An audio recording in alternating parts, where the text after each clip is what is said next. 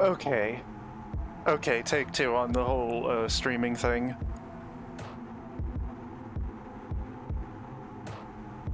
So that was it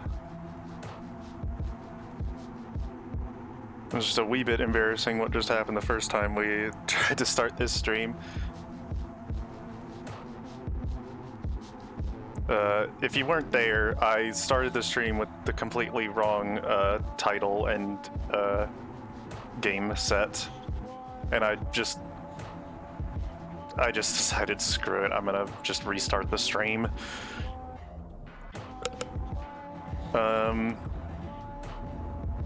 Upside is I was able to fix the the text at the top left being slightly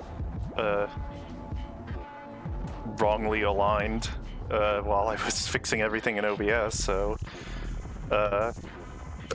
alright, yeah. As I said in the initial failed stream, I had to put off this stream a bit because some stuff came up. I was feeling kind of nauseous and headachy, but I took a Tylenol. I think I'm feeling a little better now. So yeah, particles and whatever. I'm gonna go ahead and announce this on Twitter. Yes, Twitter.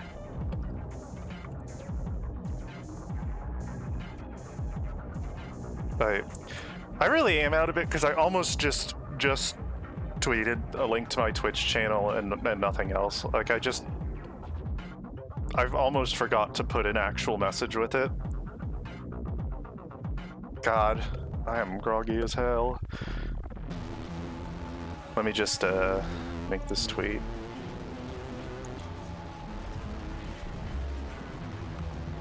We are live making particles for Team Fortress 2.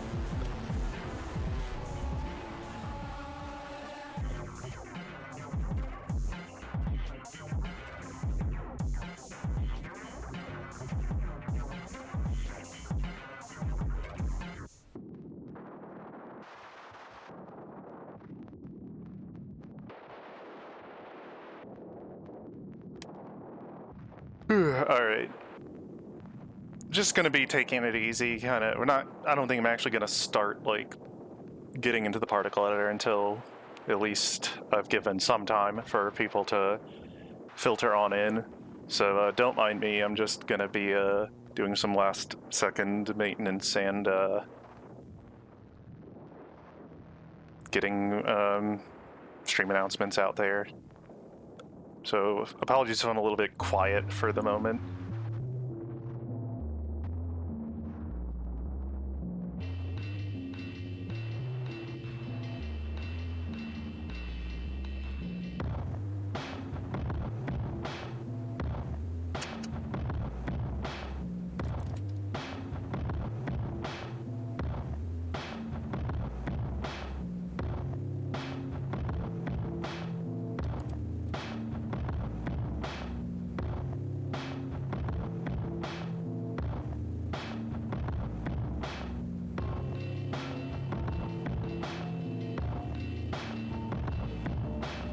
Did I bother making an announcement to YouTube, like through that weird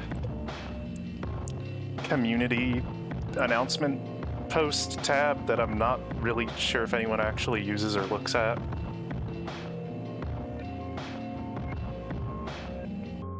I guess I may as well.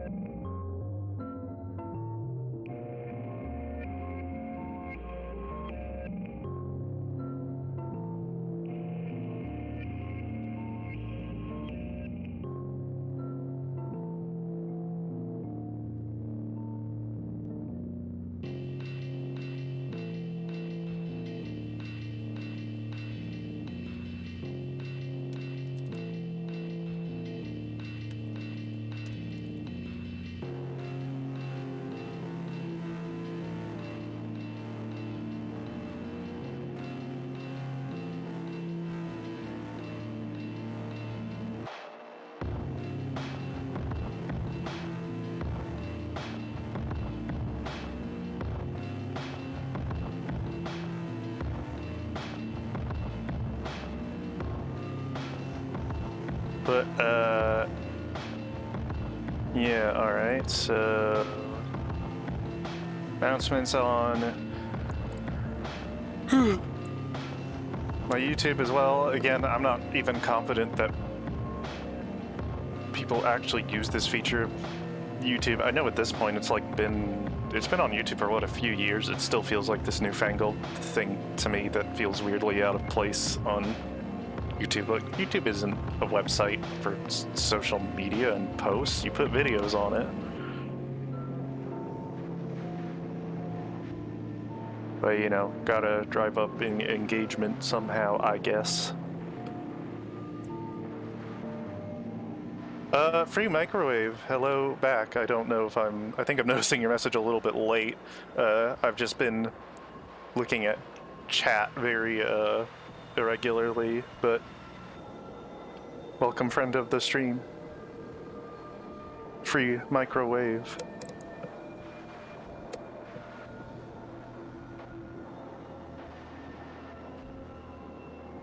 But, yeah, I think I'm still just gonna wait a little bit, see if anyone else,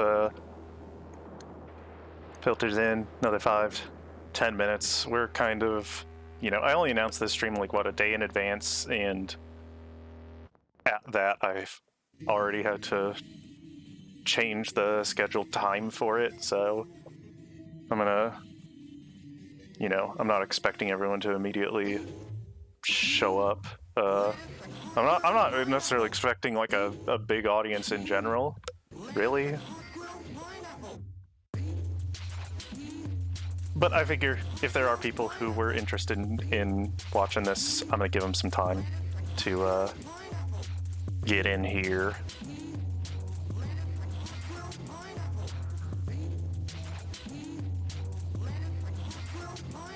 Oh yeah, I'm gonna try to be more talkative for the stream, because it's just, you know, it's not terribly interesting just listening to silence on a gosh darn BRB screen. But, you know, barely anyone's here yet. We still got like, what, 1 or 2 viewers. So, unless, do I need to refresh? No, we only got like 1 or 2 viewers. So, like,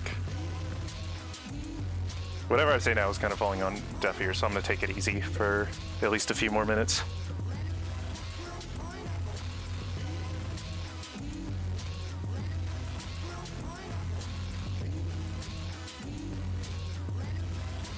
So, I don't know, enjoy this playlist that I've curated for y'all.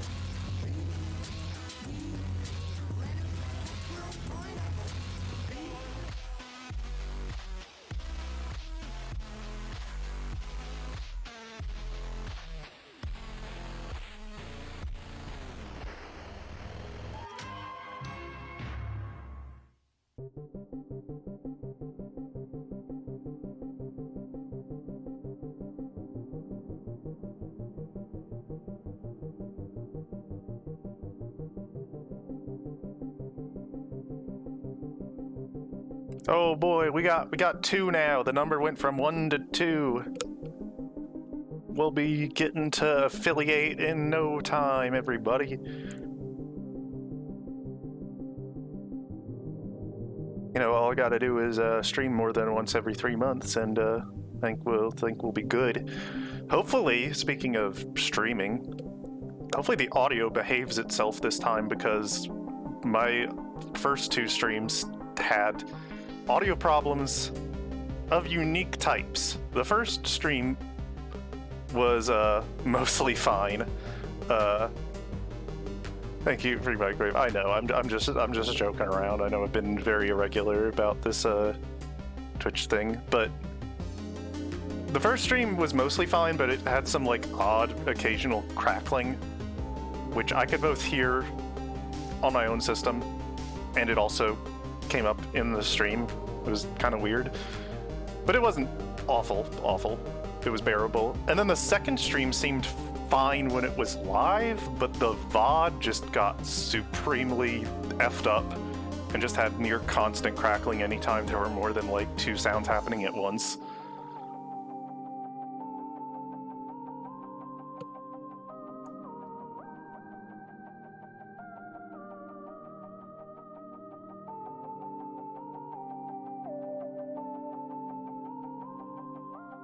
But yeah, I'm always like paranoid that there's some awful thing happening with OBS that I'm not seeing, because I don't have like a fancy 2-monitor setup, so it's hard for me to like regularly check in on the actual stream to confirm that everything's coming through as it should.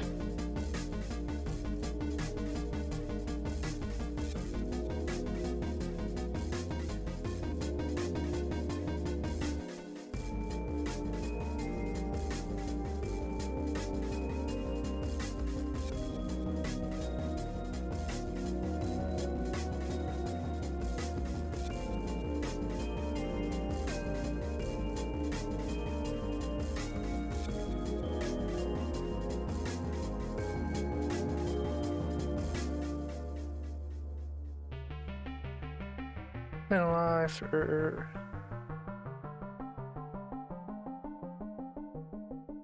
oh, 9 minutes. You know, I have thought about, I have actually thought about, streaming D&D. It's a really interesting prospect, but it also just seems like it would be a lot of setup. And presumably I would be the DM, because in my friend group I usually am. And like, I'm not saying it would be impossible, but it seems like it would be difficult to like try to stream the game as the DM from the DM's perspective.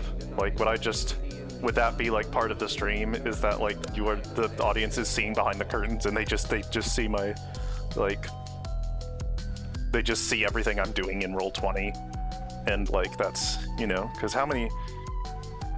everyone's doing D&D streams where it's from the players' perspectives, but you know, what's inside the mind of the guy behind the curtains, the guy who's, you know,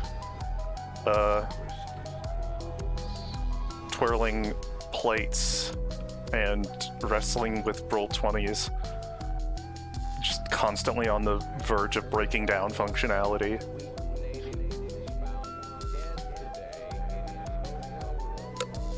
But I've thought about it. I can't say I'm like seriously considering it right now, but it's crossed my mind. Again, there's a lot of logistics to it. I'm not sure if I could pull it off practically, or at least, you know, I think if I were to pull it off, it could be a lot of work.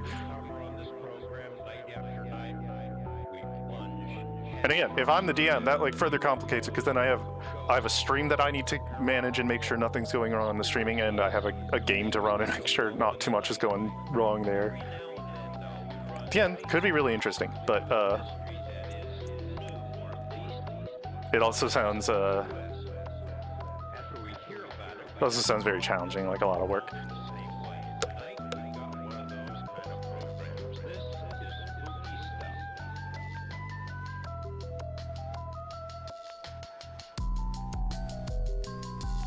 And in general, I've been wanting to do D&D. Again, I'm a D&D. Yeah, I really like D&D, but I've not actually like played it in like a year at this point. I wanna get back into it. I'm not really like sure when or how, but you know, it's just one of the things I'd like to get back to. I've just been busy with a lot of other stuff. And I think a lot of the friends who I would normally be playing D&D with have also been busy, so...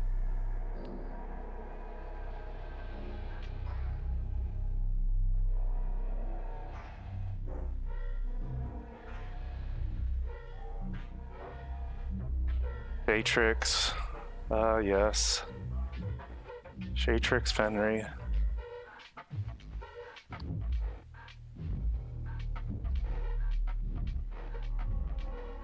Beloved ranger of the party who almost died on, like, what, their third or fourth session of being in the game.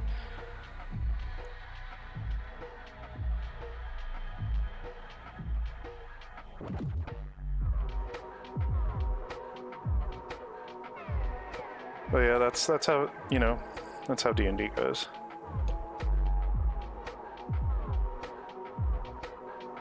It wouldn't be a patented Skeleton Hotel D&D campaign if a PC didn't die or almost die within a few sessions of being introduced.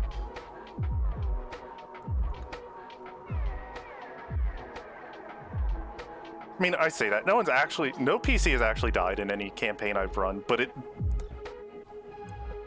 people have gotten close.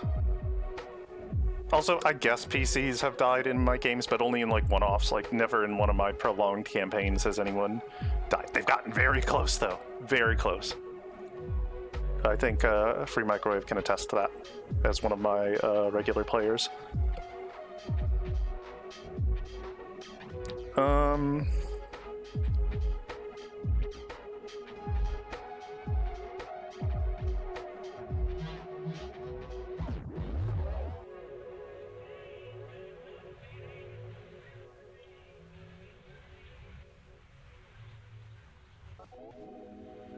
Alright, we've been live for almost 18 minutes.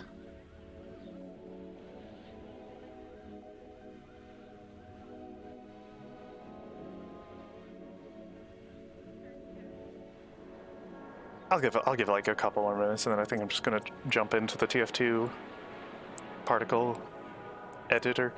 Freaking Twitch is weirding out. It's like I've just, like, to check on my stream, I have a tab open, like, on my actual computer, in my browser, and I also have the chat open on my phone. And,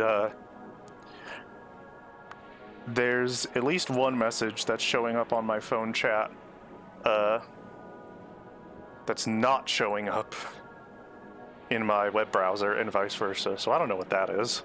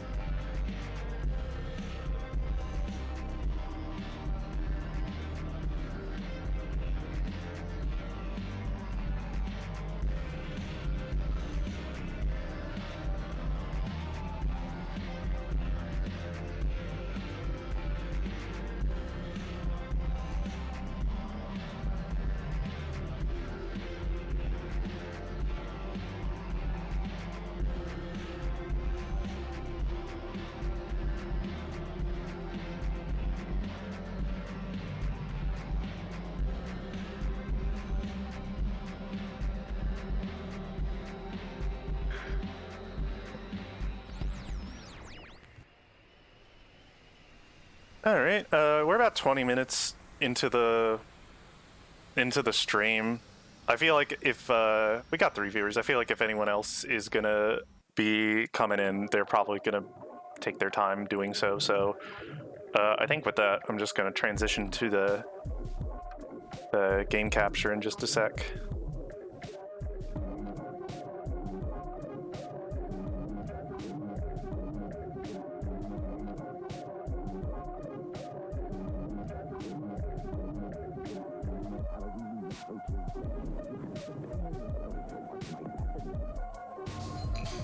All right, should be in the game now.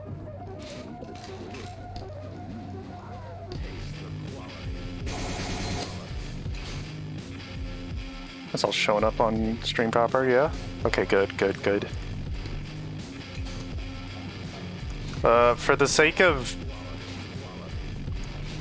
convenience, whatever like I do work on today with particle effects on stream are probably I'm gonna probably try to keep as much of it as I can to just the particle editor itself, and not like, I don't know, tabbing out and going to other programs to like, you know, edit textures or write VMT files or whatever, because I have a display capture set up if we need to do that, but I frankly haven't tested that much, and I'm afraid it's gonna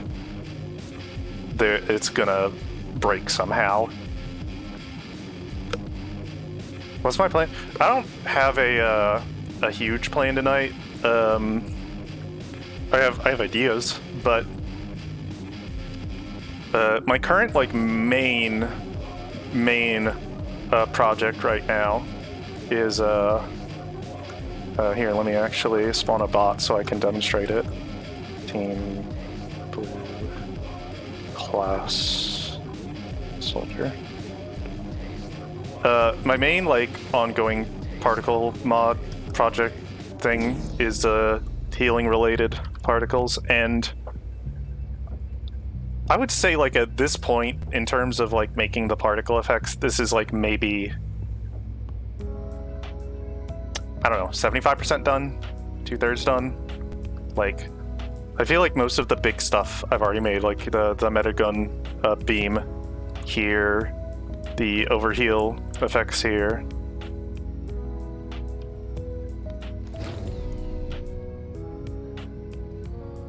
Like at this point, I'm just kind of covering like weird, like fringe particle effects. Like I might change the effect of the quick fix lure charge. I can. Apologies if I end up like wrestling with the game menus during this stream, because when you run TF2 in tools mode, things get weird. I don't know why, but like the menus like all get half broken, and sometimes you just can't go to your class loadout screen. It'll like flicker on for a moment and then go away, and then for some reason you need to open the console and then that lets you open it again, but then it doesn't work again, and sometimes your HUD just turns off. But you can't like I can't hover. You see like no buttons are highlighting. I can't click on anything on the main menu. I just can't. I've not figured it out. Maybe there's a way, but where was I? I was like actually doing something. Oh, like this effect here, like the like little healing ring. This is just the stock like vanilla effect. I've not touched it yet. I'm thinking about working on it, but I feel like of like the stock effects that exist, this is just one of the better looking ones. So I don't like immediately have a good idea of what to do to change it. Like I already like how this looks a lot.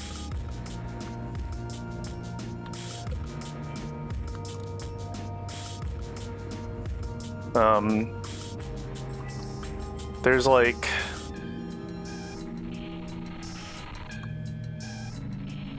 it kind of breaks the illusion just a little bit of the fact that this is just a flat like sprite that's parallel to the ground when you try to look at it from the side. It's just a, well, rather, it's a series of flat sprites that just kind of rise up.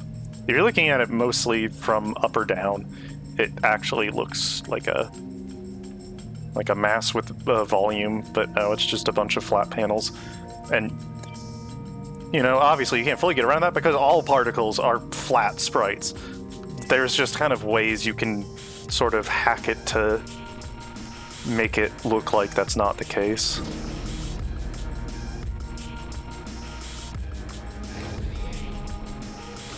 But yeah, I figure part of the stream is just going to be showing what I've already made. Maybe, like, going through, like, talking through them. You know, if I get any specific questions, and it doesn't even need to be directly related to, like, these exact particles, I'm kind of fine with just answering general questions about, like, TF2 particles and whatever. But if people have questions, I'll answer those, but otherwise I'm probably just gonna go about doing whatever I want to and just, like, stream of consciousness, talking about what I'm doing.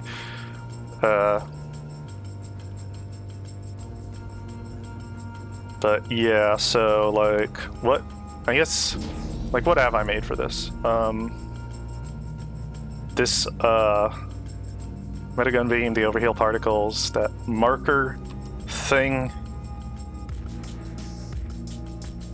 Like, there's already, like, if you have a certain setting in your TF2, like, it's already set up so that, like, when you're healing someone with a metagun, you get a marker over them, but this is a much fancier little marker than the default one.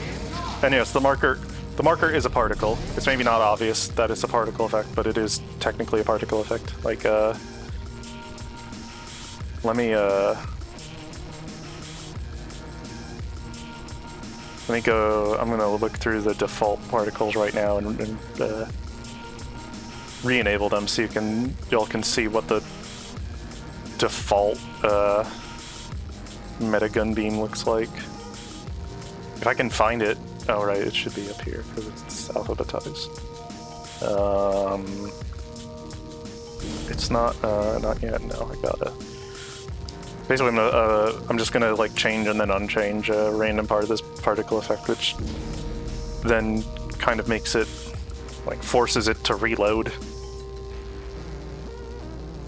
and thus we're back to the default system.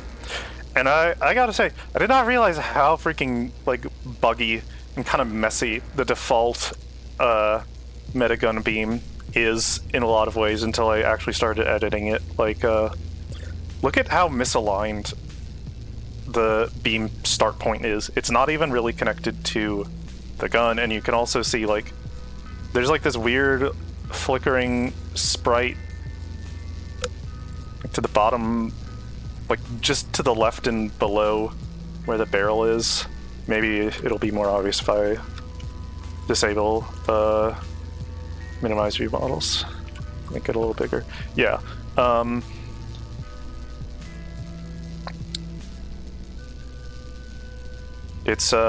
It's not terribly pretty. I mean, don't get me wrong, for all, like, intents and purposes, this is still, like, a decent looking effect. But, you know, if you, like, position yourself and orient yourself so that the beam needs to suddenly get really long, you really start to notice, like, the individuals. I've also got time slowed down here to better demonstrate it, but, like, you really start to notice the individual sprites. The illusion of it being a continuous, like, beam vapor is lost. Hopefully hopefully you can see it. Video compression on the stream might make some subtle details a little harder, but yeah. That's, you can, yeah, I think you can see this, like, just how messed up it is. And it's not, this is not necessarily, like, a problem of, oh, whoever made this particle effect at Valve didn't know what they were doing. Some of it might be. Some of the problems with this, like, default metagun beam are really weird, and I can get into that, but, like, the beam not being like being able to see the individual particles, a lot of that is just because there's not that many particles in the beam. Like let me look at the main, like Metagun Beam Blue Trail Stage 3. This is like the main part of the beam.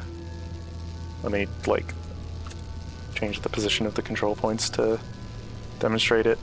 And I don't know if you can see like down here in the very, very bottom right of the preview window. There's only 150 particles at any given time, really, in this system, which sounds like a lot, but you know, in the case of effect like this, which is going to have to span like potentially hundreds of hammer units, and the sprites are not super large, you start seeing the gaps. Like, I think the max range of the Metagun Beam is like 540 hammer units. And, like, okay, I've set the control points in the preview to be, like, about that distant. And even that, like, just at its max range, it, like, you really can start to see the individual, like, sprites where one begins and the next ends. But that's not, like, necessarily, you know, that's not the person who made this effect being bad or anything. This game was released in 2007, and they probably had a much stricter particle budget than anyone making particles now would. It's just a compromise you have to make for performance. It's just sometimes you gotta make things look less good for the sake of things being able to run on 2007 hardware. Though I say that as if, like, now TF2 runs perfectly on modern hardware. I think at this point it's no, like, there's no secret to anyone who plays TF2 that the performance is kind of, it's not god-awful, but for a game as old as it is, you would think it would run a bit better. It probably doesn't help that, like, this game was made in 2007. It was made to try to be optimized for, like, hardware at the time, not hardware now. Like, I think, from my understanding, I could be wrong, but I think almost all of the particle system stuff in the source engine, like what we're seeing here, I think it's almost all handled by the CPU and not the GPU. Which makes sense in the context of graphics cards being not great, like, you know, 15 years ago. But now, graphics cards gotten pretty good. And, meanwhile, CPUs are like, I mean, obviously they're better, but maybe not as much better as GPUs have gotten. So, like, presumably TF2 could run better if, like, if Valve took on the, you know, the trivial task of just reprogramming half of their game engine or whatever to, like, have it make more use of the GPU. I'm not, by all means, I could be getting some of this wrong, and I'm really oversimplifying it. I'm not, like, a super techie person, but that's from, like, anecdotal stuff that I've heard and observed for myself. One moment, I gotta tab out for a sec. Okay. Where was I? Oh yeah, the beam. Right, yeah. So you can see the individual sprites, especially like when you do this, when you move, when you just move a lot. You can see that the trail of particles gets really messed up, and that doesn't happen really, at least not nearly as much with my version of the effect. I need to re-enable it.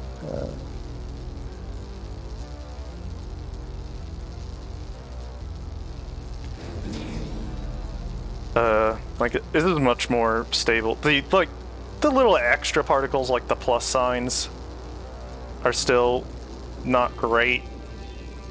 They tend to, like, spin around a lot.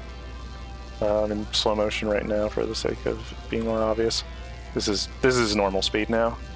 But the beam itself is much more stable. And I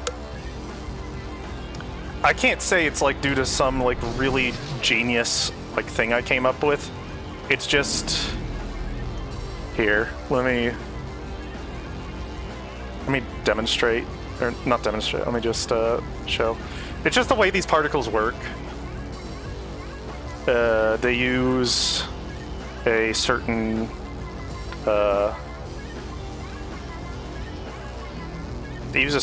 component that's responsible for like moving them along the path in the way that they do. I'm having so much trouble finding my own like.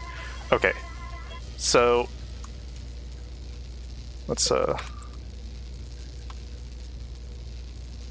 make the preview window a little easier to see.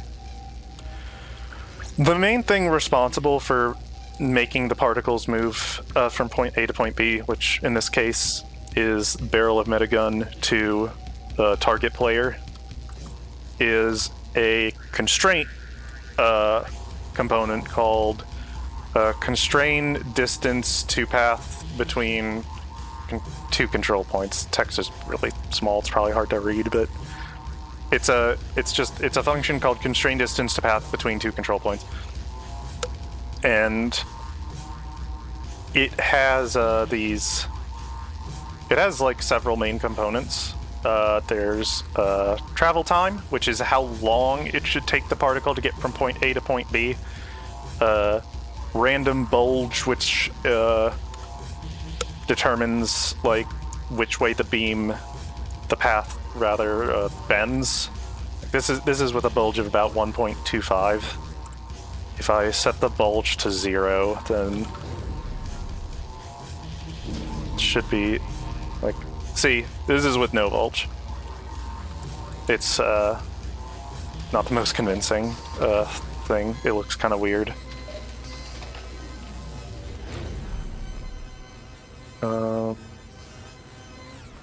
But yeah, so one of the main parameters of this constraint is maximum distance and minimum distance. We'll start, minimum distance is less important, but still kind of, I don't know. We're going to focus on maximum distance because that's like what's really responsible for whether or not the path like is stable like this, or if it's not that stable like this. And you can maybe guess. You can maybe guess where this is going. The maximum distance is basically how far the particle is allowed to deviate from the path. So if it's 16 units, then the particle can really just kind of move however it wants, so to speak. But once it would begin to get more than 16 units away from the path, the constraint essentially just like moves that particle back into place. I think if necessary, it'll even like try to change the particle's velocity, which I'm assuming is why you get that weird behavior of like if you jerk point A or B really suddenly, the like particles on the path can sometimes just start spinning really wildly. Like you can't see it with the beam, but you can see it with like the some of the plus signs and the little yellow dots. Especially in slow motion, and there's not much getting around that. There's frankly not much getting around that. It's just something you have to deal with. But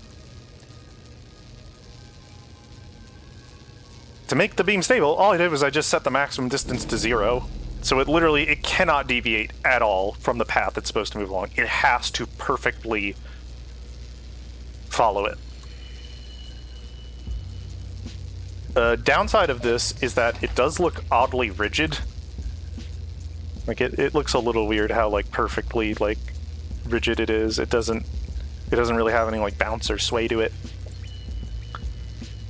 But, you know, upside is you don't get this, which, okay, yeah, for like really small motions, this looks kind of nice, right? It's wavy. But yeah, that looks great when you're not moving that much. But anytime you move, suddenly it all just goes to hell. So you know, you gotta pick your poison. Like what visual ugliness can you tolerate more? And you know, you can kind of like make compromises by just making the maximum distance smaller or larger.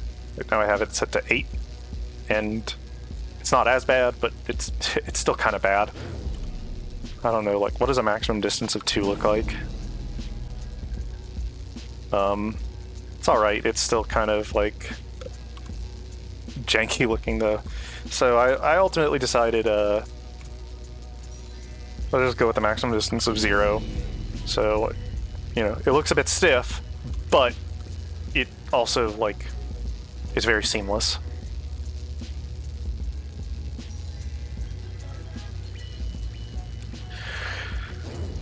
Now, limitations of that.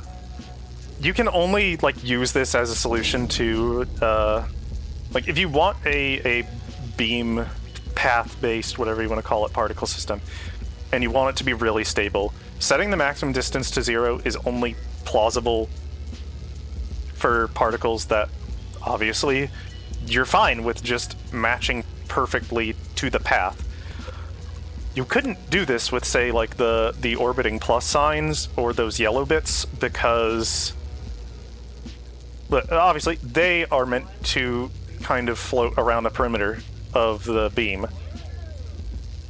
If you set the max distance to 0, they're just all going to form a perfect they're going to form a perfect line down the center, which obviously looks bad, and you know, that's just not the look you're going for. Let me like here, I'll set max distance for the little yellow bits to not 9, just set it to 0. It's normally 14. See, also because these are trail particles and their trail length and direction is determined by their current velocity, moving them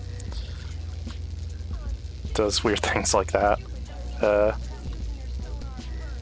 But that's a whole other thing. But yeah, so can't you know, if you want to have particles like this that float around a path but don't necessarily strictly follow the path, you're gonna have to deal with the fact that you just like when there's erratic movement, things are gonna get ugly. There's not, as far as I'm aware, there's not really any way to get around it. You can do some things to maybe reduce it a bit, like I don't know, you can mess with like air drag or whatever to kind of put caps on how fast the particle will move, but even that's super limited. We just frankly don't, you know, we don't have the tools that you would need to make it look better than this. Maybe there's some really wacky workaround you could come up with. Maybe. I sure as hell tried to find one, and nothing I tried like really worked practically. But yeah, this is you know, all things considered, this looks pretty good. Most of the time you're playing the game, you're not going to be scrutinizing the particles super closely, so you might not even notice that like the little certain odd bits of the effect are swinging around kind of wildly.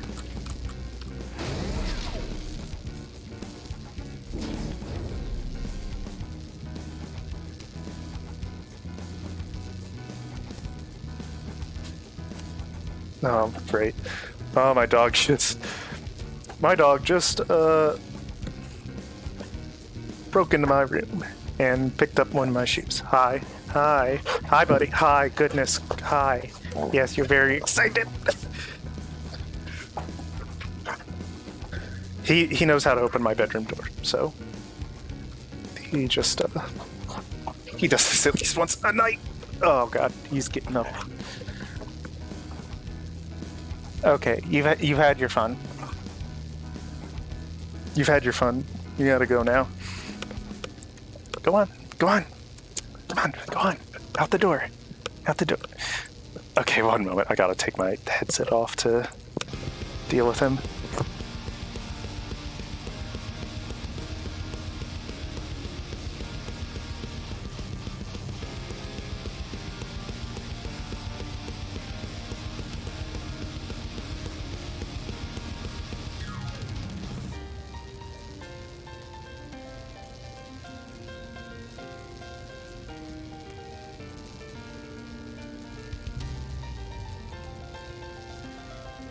Okay, okay, right.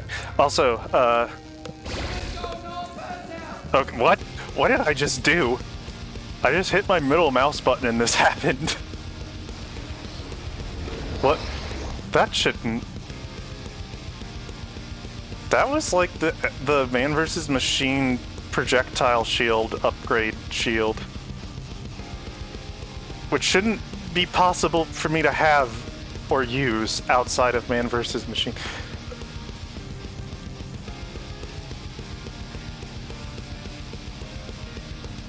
It's happened to me before, actually, in like testing this. I have no idea, like, how I do it.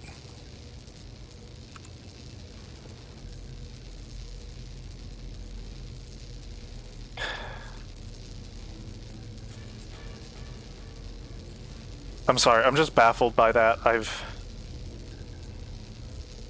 I don't understand how that even happens, but... Okay, I just completely lost my train of thought between that and, my dog. I'm trying to recenter myself.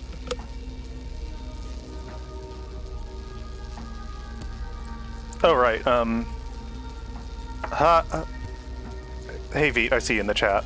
Brazilian Catboy friend, another friend of the stream. What the hell is that emote? What is that kappa that I can...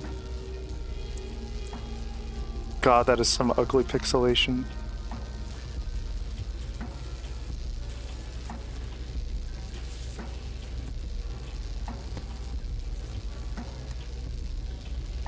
Do people even really use kappa that much anymore?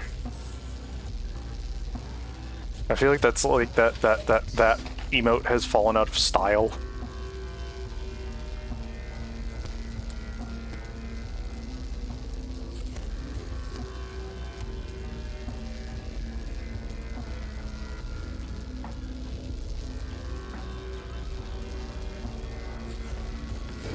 Right, so I don't know where else we could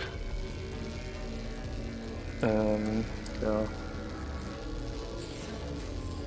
Oh, I don't know. Hey, look at this smoke. That looks pretty good, right? Just come back. There.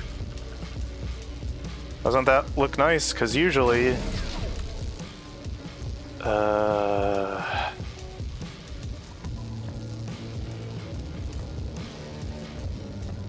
Can I find the...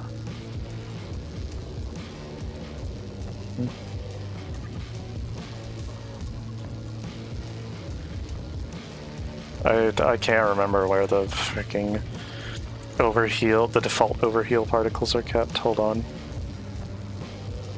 I think they might be in Metagun Attrib? Yes.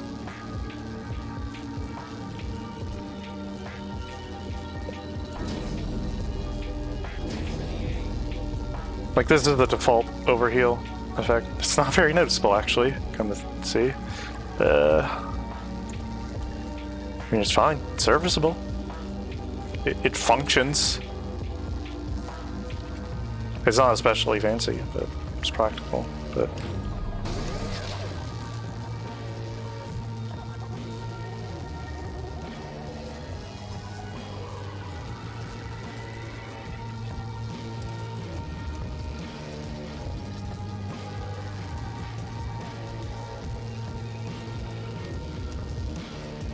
Like,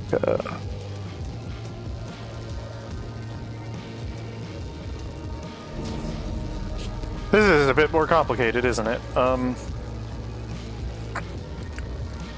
The vapors, the smoke, is a kind of, sort of custom animated texture I made. It's like, part of it is modified from just like the usual,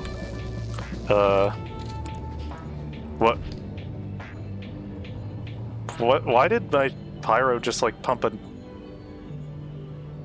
imaginary shotgun? I don't. The smoke is modified from the fire sprites a little bit. Part of it is.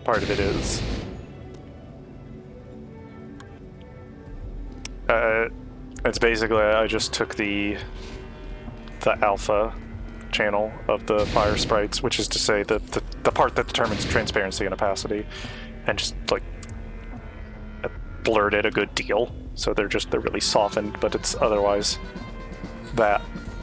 But there's a second part to the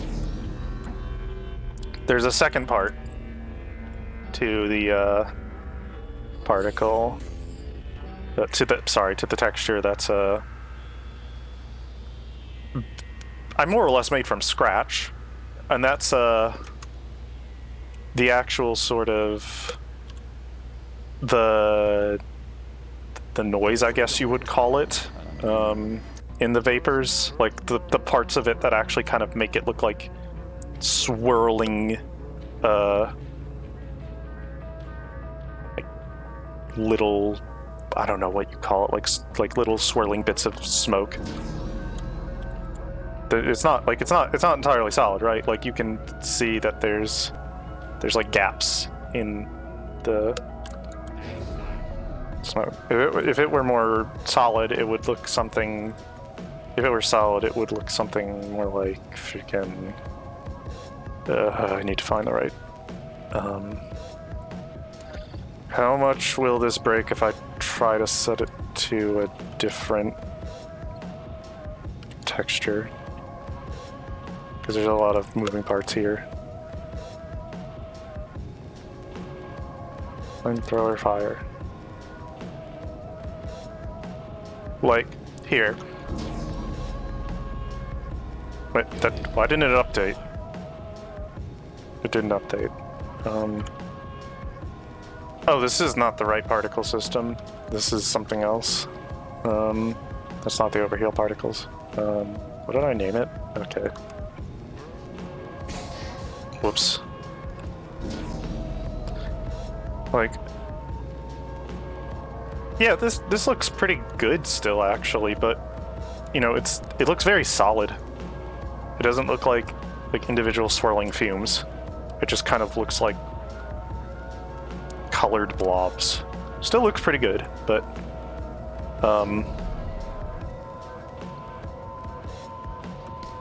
maybe not quite what I wanted. I wanted to try to go for more of like a wispy look.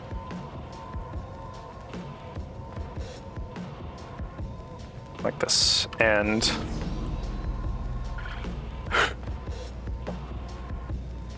the way I went about doing this was kind of weird. I learned how to make dual sequence animated particles for this mod. And God, how do you explain dual sequence textures?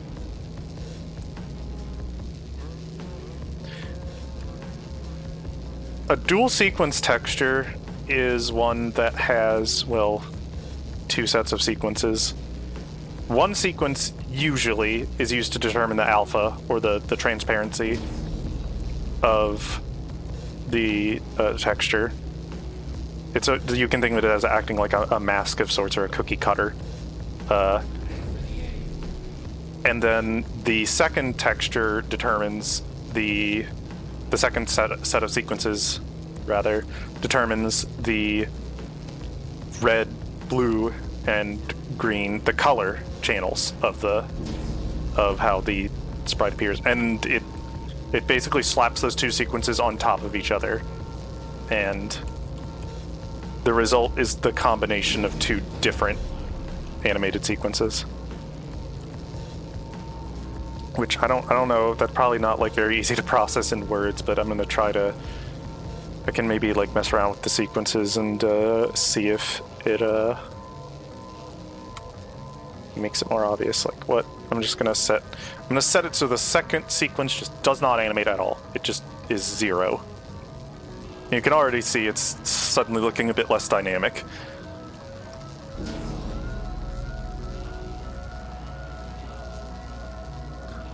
Like it still looks fine, but it's the individual parts, if you really pay close attention to them, look a lot more stationary. Because only the alpha mask part, like the general shape of the puffs, is being animated. The like inner sort of swirling smoke texture is not animating. I'm not sure if this is coming across very clearly. This seems like something very technical and very hard to like explain in words, but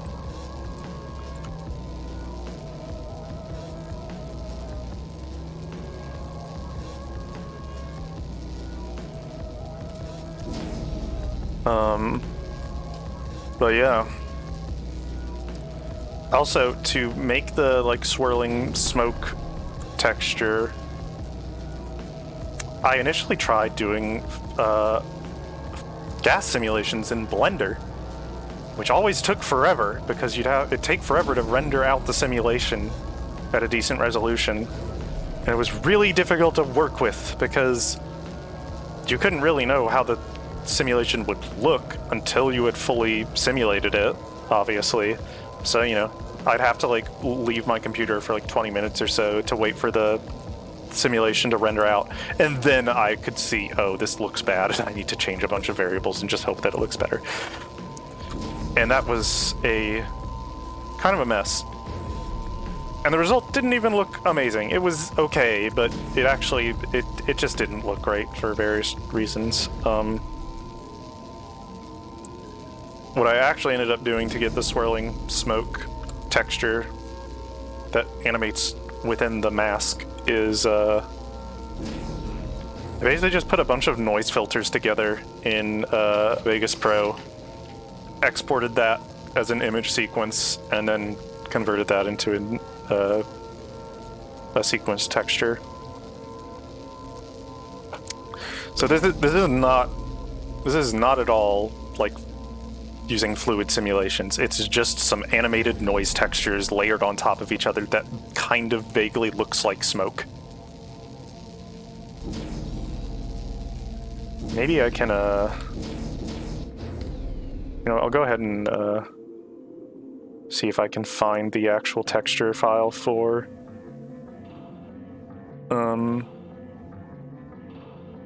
this thing. That might be a better demonstration than just me talking about it.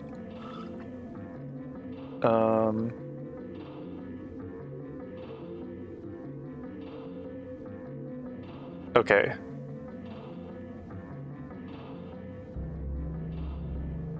I'm gonna do something scary, and I'm gonna turn on freaking full screen display capture, whatever. I don't think it's working.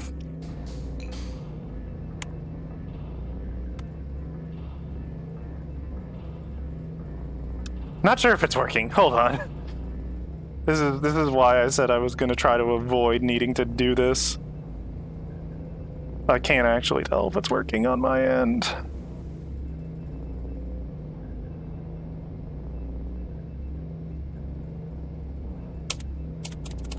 I should have this key bound to turn on the display capture, but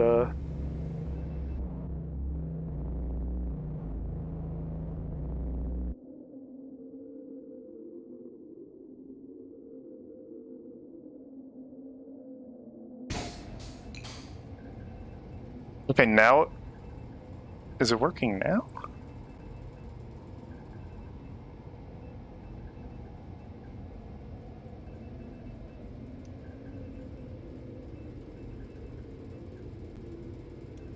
Okay, I think it's working now. Or not. I think display capture is now on. You can't tell because I'm still tapped into TF2. But now I can't turn it off. So there might be a moment of seeing my OBS window while I try to figure out what the heck is going on.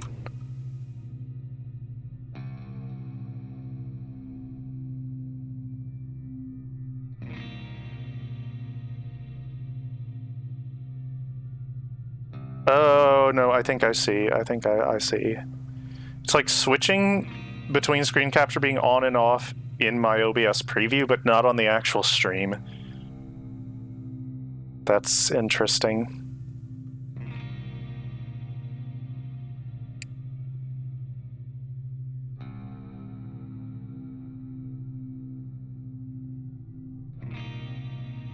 This is gonna be difficult if possible to actually make work. Whatever. I'm just gonna skip this for now.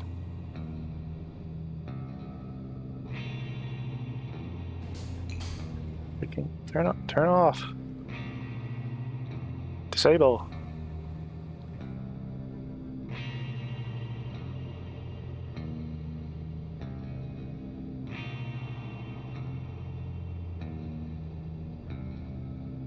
This is exhilarating.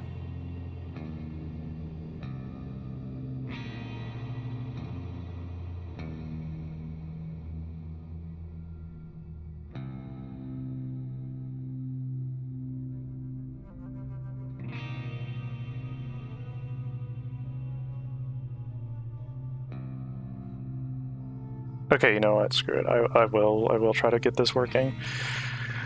You're probably gonna freaking see my OBS window for a moment, maybe. Let me just make sure there's like no critical information on screen.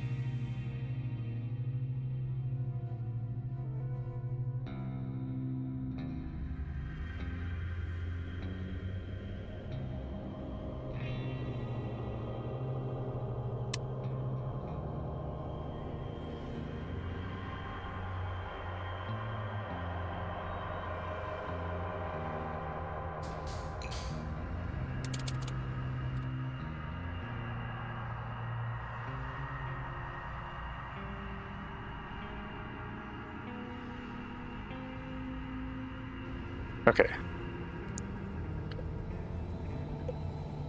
I think display capture, is it now working? I'm keeping an eye on the stream.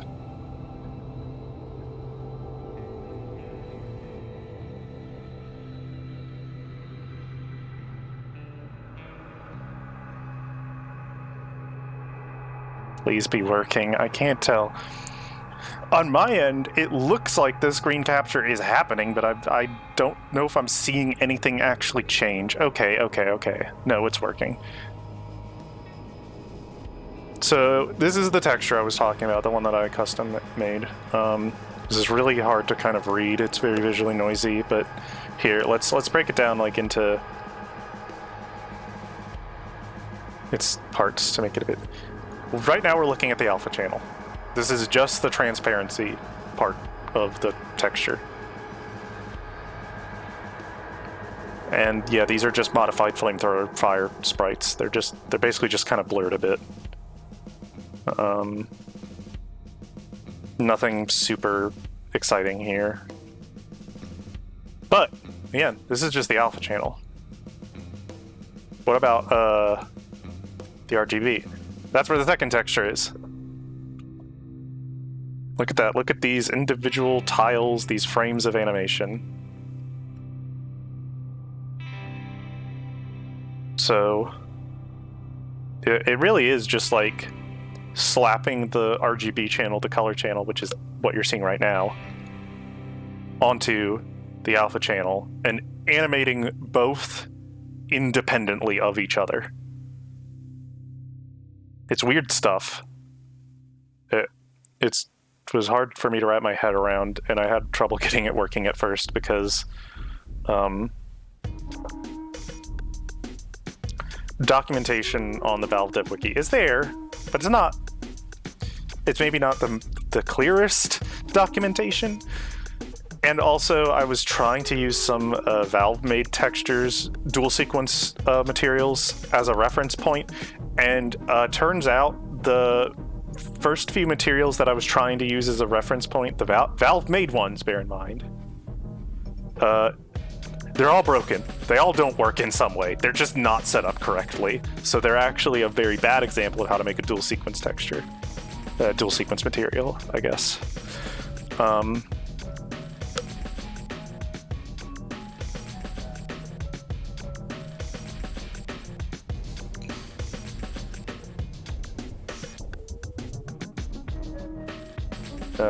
All right.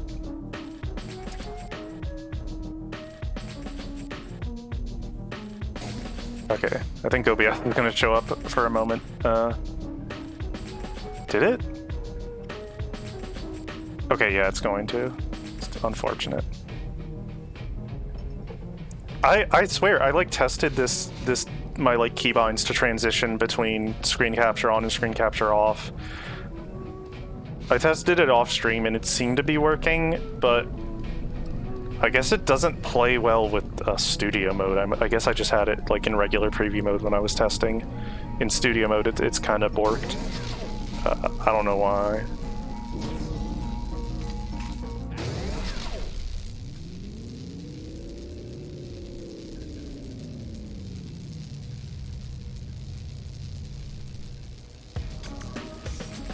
Where was I?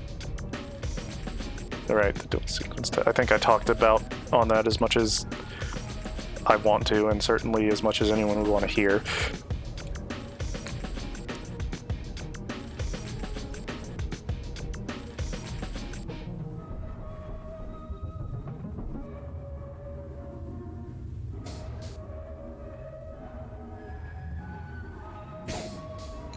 One moment, freaking.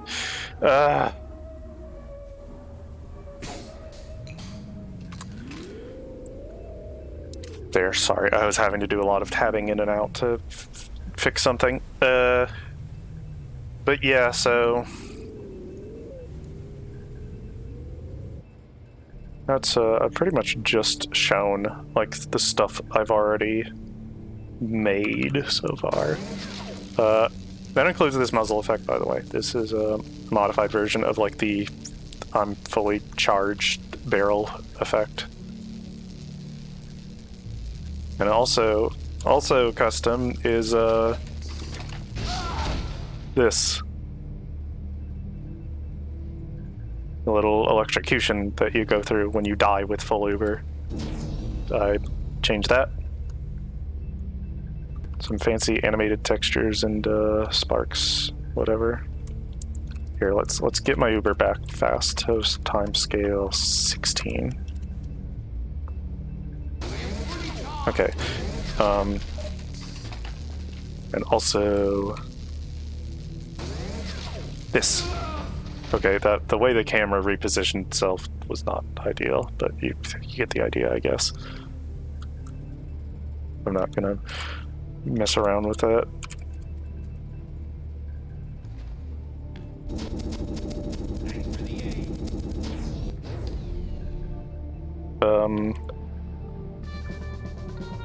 What else? I'm gonna try to make this. I'm gonna try to be relatively quick with the rest of what I want to show off, so I can actually get to like making new stuff. But alright, you can't build it in spawn. Speed this up. Okay, good.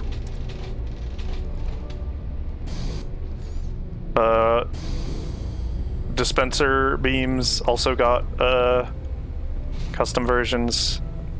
Maybe I should do something about the fact that when you crouch, this beam just goes straight into your eyes. I don't know I'm not sure what the best way to go about it. Like, you can't really put the beam lower, because then in third person it's gonna look like your groin is being healed, and we don't want that. I don't know, maybe I could like set the texture to fade out once it gets too big on the screen, so effectively like when the sprites get close, they just, you know, they fade out. They get more and more transparent until they're just fully transparent and whatever. But I don't know. For now, this is like small enough that I'm not going to bother with it. And it would again require me to tab out and edit a VMT, and it is evident that my setup to screen capture is just thoroughly borked right now. So I'm not even gonna try. I literally think I cannot toggle screen capture on and off without showing my OBS window every time, and I don't want to do that.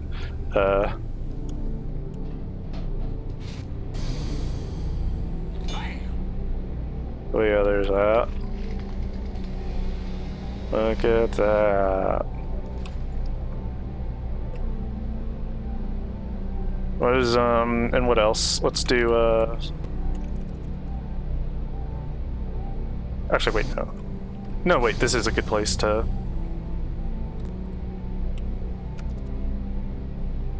Ent, fire, picker, set health, just give it a ridiculous value, like 10,000, and then remove health, like 1,000. Okay. Another thing I changed was the actual, like, particles, like, not the healing, the medigun and dispenser beam particles, but also, like, the healing particles used for when you pick up a med kit or when an engineer repairs their buildings. Like so.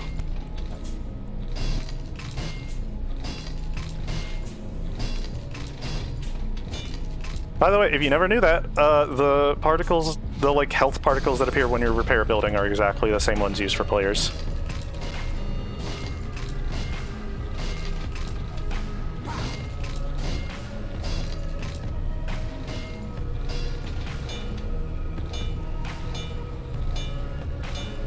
Like, oh,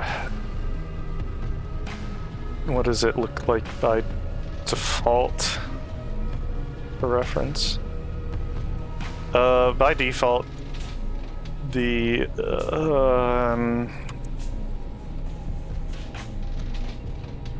by default, these particles are really, really, really, really basic. Like, it's just a single plus sign. That's it. Very utilitarian. But also, because it's just a plus sign, and bear in mind, this is the large version of this effect. There's also a small version, which, I'll demonstrate in a sec. It's gonna be a little bit harder to demonstrate though, because, buildings only ever seem to use the large version of the heal effect. They never use the small version. So I can't make the dispenser put out the small heal. Instead, can I get my HUD? Thank you. Instead, we'll do that with the Crusader's Crossbow on the spot. Bot, hurt, team, all. Damage 10,000. As you can see now, this bot somehow doesn't just have 0 health, they have negative health and they're still alive. I don't understand how or why, but sure. That's the default small health gained particle. So like when you pick up a med kit, that's what you're gonna see. And I believe, both from personal experimentation and looking at the source code, that the game, for players, I don't think buildings follow this logic, but for players, it uses the small version of the effect if you gain less than 100 health. If you gain more than 100 health, you get the big particle. See, that's the big one. And I'm now healing more than 100. There's also a giant version of the particle, and I had no idea what that could possibly be used for. so I had to actually like look through the source code to see where that particle shows up in the code, and it's apparently just used for MVM giant bots. So if they get healed over 100 health, instead of using the large version, they use the giant one or something like that. But yeah, like, sure, when we're up close and really like actually looking for the effect, sure, you see this, right?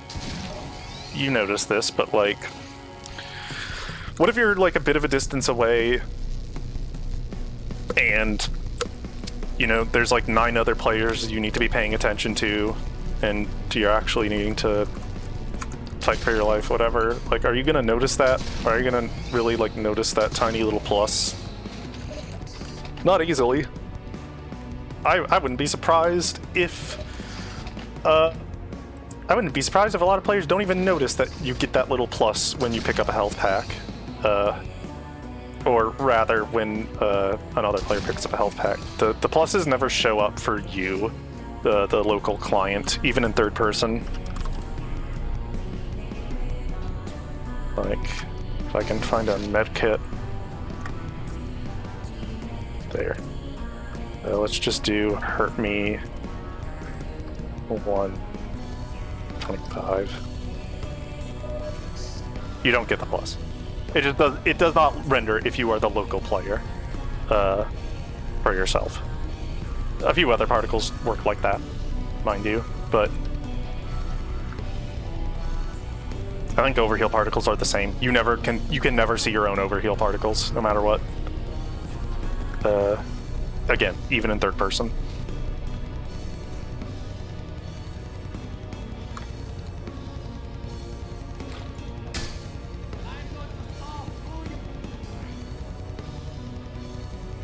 I lost my train of thought. I kind of just went into a trance there. Right. The thingy. The health gained particles. Let me set them back to my modified versions. That's the small version. That's the large version.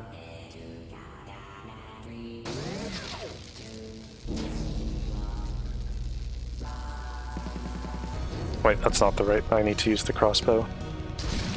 See, isn't that? I mean, I guess it doesn't go as high above their heads, but my hope with this effect is that it doesn't really need to, because you actually see the effect across their whole body.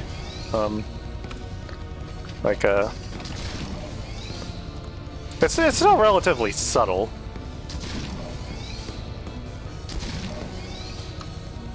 But I think it certainly looks better. It's more, at least in my opinion, it looks a bit more sophisticated. It's a little bit more than just a plus sign going above your head, and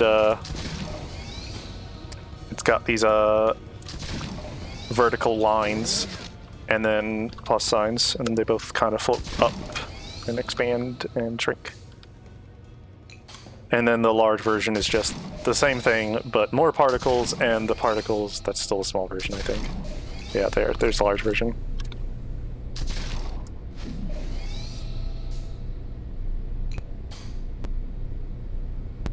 The large version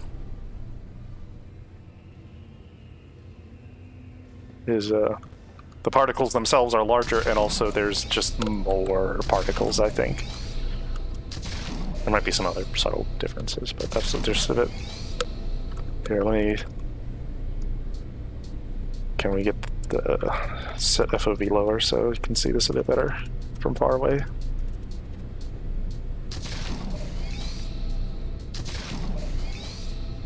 See? Isn't that pretty? But it lasts so short that it's not super visually intrusive, but you see the information, and then it's gone. That's the idea, anyway. You know,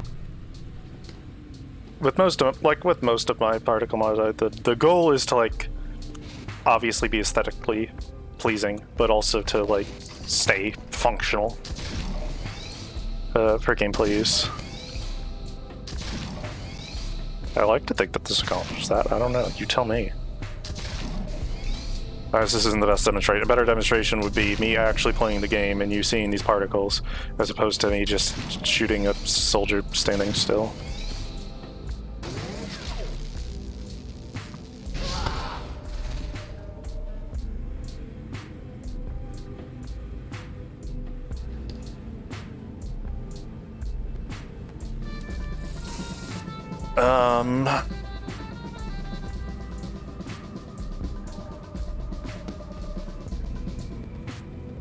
Oh, another thing to note is that the small heal effect, this one, that's used for like the Crusader's crossbow. It's used for medkits if you get less than 100 health. It's also used for things though that do repeated healing, like the Conqueror.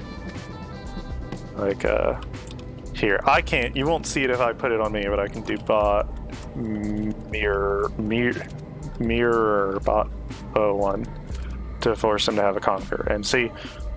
Every time you regain health from the Conqueror, you get the small particle effect.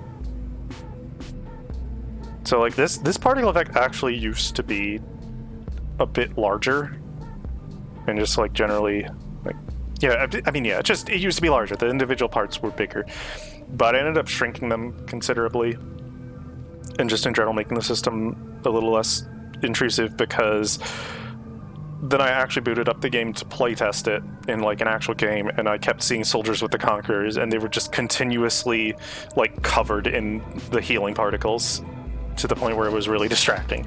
This, I think, is like a decent enough compromise.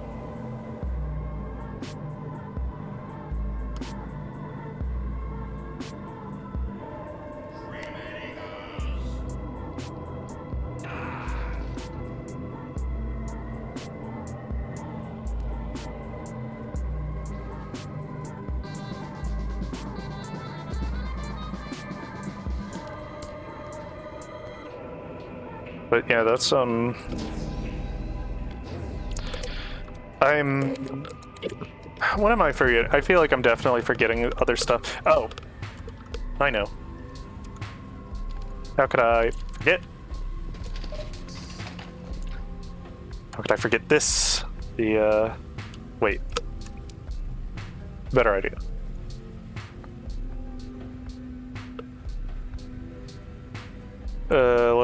For reference, let's show everyone knows the funny Kritzkrieg effect, where the medic, the doctor, he huffs his own gas, his own smoke, and he gets real happy and he says Oktoberfest. We all know that. We all love it.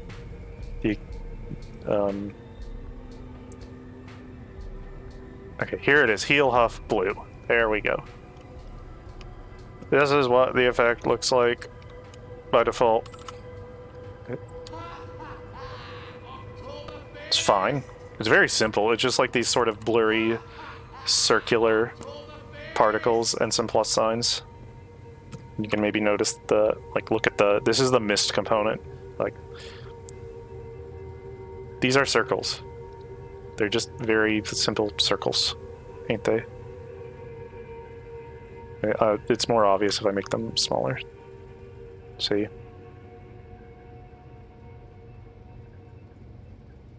But it's perfectly serviceable. So, vast majority of people aren't going to notice. They're not scrutinizing it that closely. It's just, at a glance, it does look like just kind of a nice, irregular cloud of blue.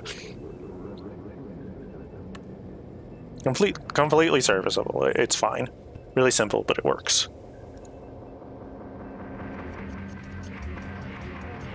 I got a little bit more ambitious with it, and the result is a, how many... Let me see. Heal...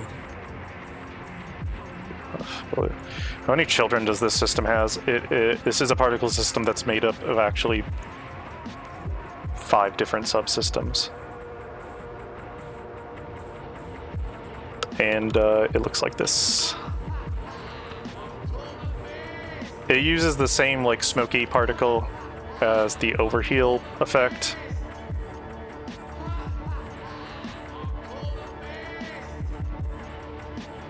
But let's slow it down so you get a good look.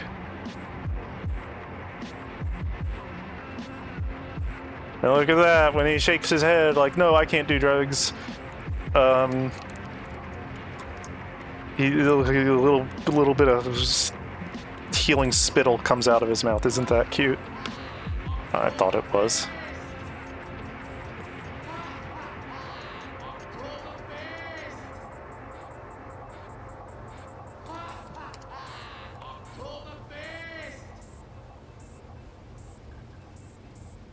Oh, screw you, I like it. Get silence.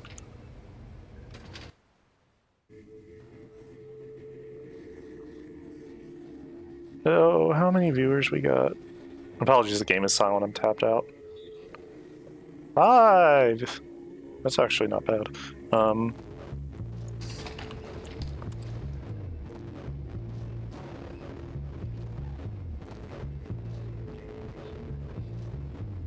What am I doing? I got zoned out. But yeah, that's, you know, how long has the stream been going? A while, let's say. I can't be bothered to check right now.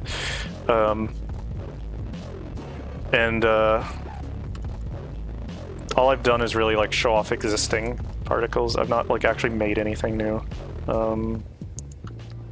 Like I said, I didn't really have a specific plan for what I wanted to do. I could work on more healing stuff, but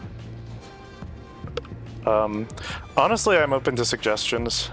Like I'm fine with like just messing around with a particle system that has nothing, a particle effect that has nothing to do with healing, just for the sake of like demonstration.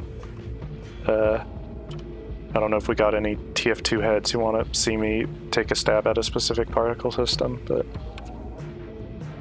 if you want them, you can got them.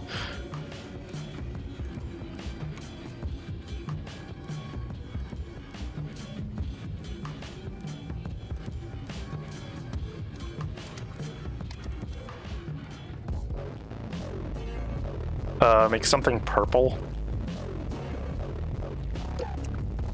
Like what though? I can make almost anything purple.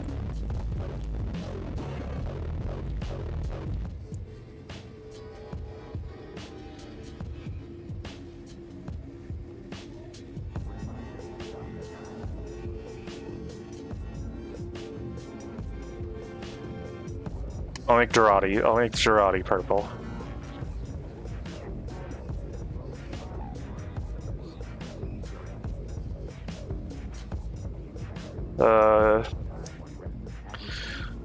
So what I'm about to show you is like probably the deadest, simplest like thing I could demonstrate in the particle editor.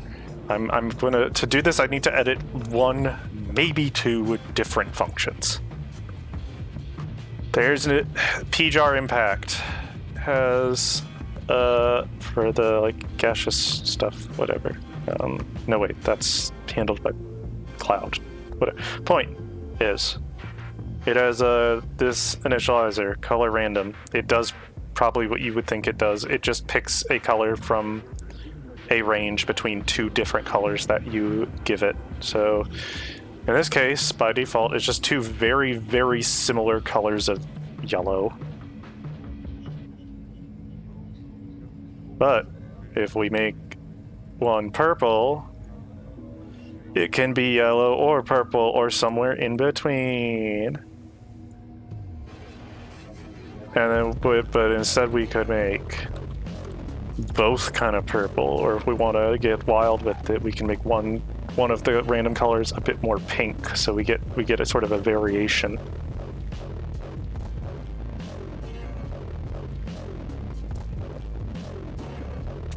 Simple.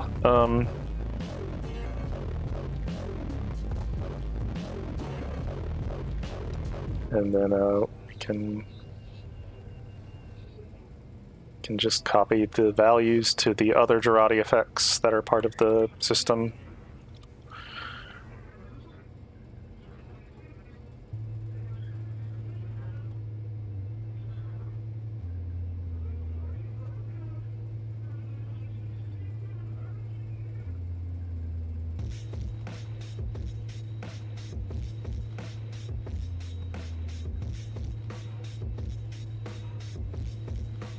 What is that, like, central cloud particle?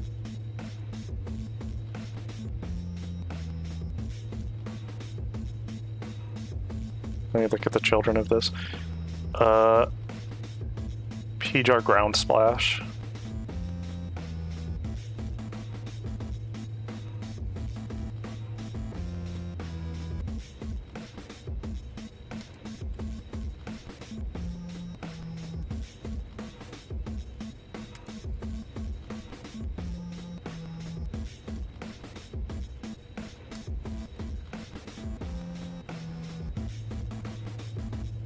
And now, if I go to sniper, you know what? This is a good time to show you all my Girardi sniper loadout.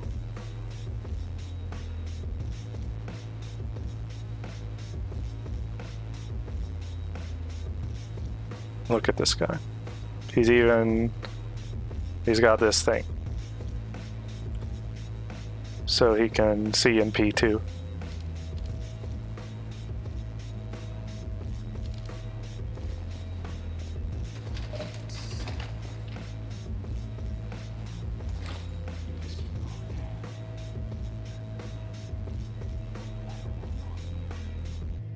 It's kind of hard to tell that that lens is yellow. Anyway, Girardi, look at that! Yeah, we made it purple and pink, kind of. Look at that. Are you happy? Obviously, like, if we wanted to make the Girardi model material itself purple, that's beyond the scope of the particle editor. We'd need to actually go into the material for the Girardi models. The Girardi models materials and change that, which is beyond the scope of what I want to do right now.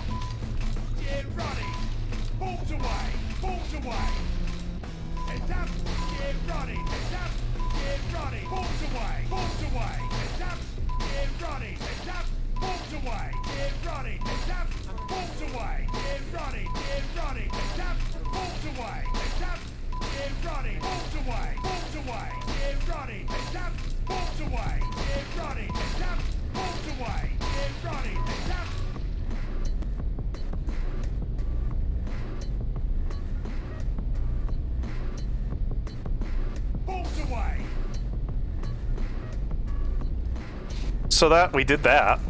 That's like probably the very simplest thing I could do in the particle editor. Any other requests? Flavor it as it turns purple when exposed to air. I mean, hey, yeah, that's a way to get around. Hell, we can roll with that. Let's take this incredibly simple thing one notch more complicated. Let's add a color fade operator. Let's get like a baseline color for...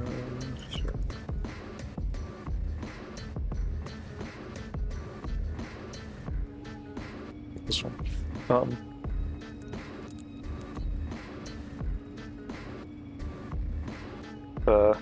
Oh, that's white. That color fade is white, because that's the default color fade color. Okay, we do that. We set it to color fade to be to yellow, and we reverse the start time and we make this we make the start time later than the end time, which is it's just a way of reversing the color change.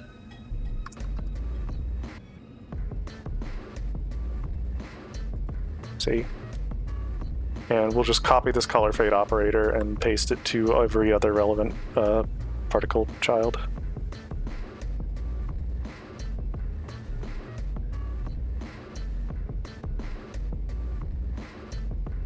Maybe make the fade a little bit shorter.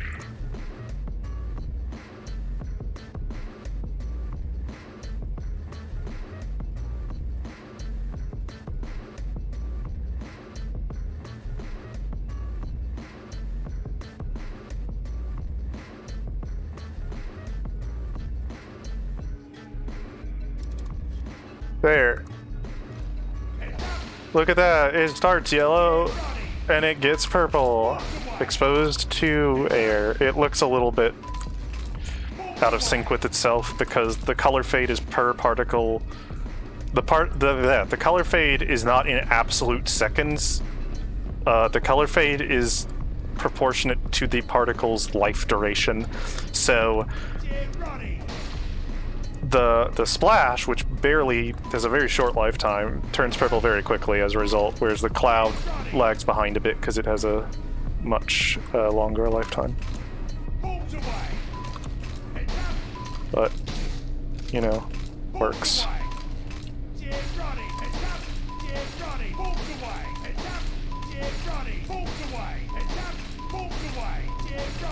But, you know, we can go even further beyond in making this just really weird and messed up. Do you ever wonder what, like, if Girardi B flat?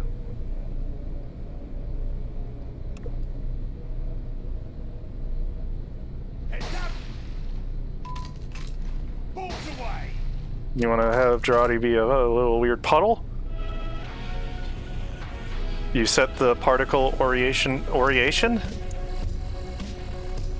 You set the particle orientation types too, which is essentially that it aligns itself perpendicular to the z-axis, I guess? Or would it be considered parallel? Whatever. It faces up. The particle face up. It look up. That's all. That's it.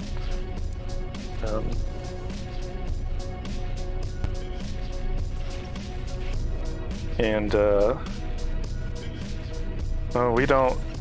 But we can't have puddle because the puddle splashes go up and down. That's not how it works. It should go along the floor. So,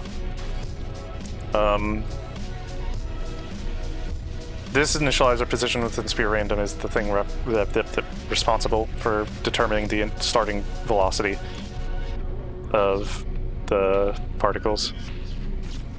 It just has generic speed min and speed max, which is, it's just a speed, you know, picks a speed within this range and then goes that speed directly away from the center of the control point from which it spawns. But we can use distance bias to make it so it only goes sideways. To be clear, using distance bias specifically to affect speed and not actual starting distance from the control point is a little bit wonky, and in a lot of cases it's functionally broken, but I think for this specific purpose it'll work fine.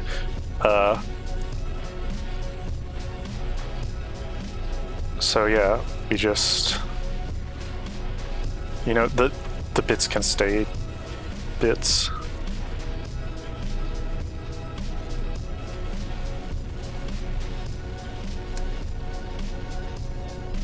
The splash can stay a splash, I guess.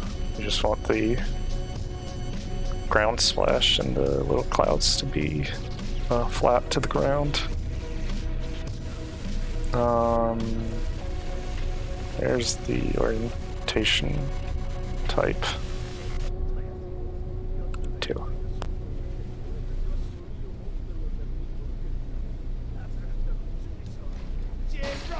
Oh, it's all over the floor. It's not the most convincing because it doesn't obey gravity if it goes over a ledge, and it just goes through walls because there's no collision for it, but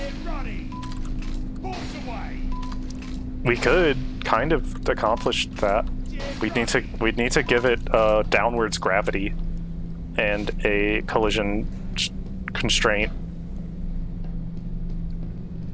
so it actually would do trace-based collisions to geometry and stuff. But as it is, this does not obey any laws. It just ignores all geometry and collision. This doesn't. It's just, but hey, you know what? Weirdly enough, I actually think this effect looks kind of cool. That is kind of cool how it just spreads across.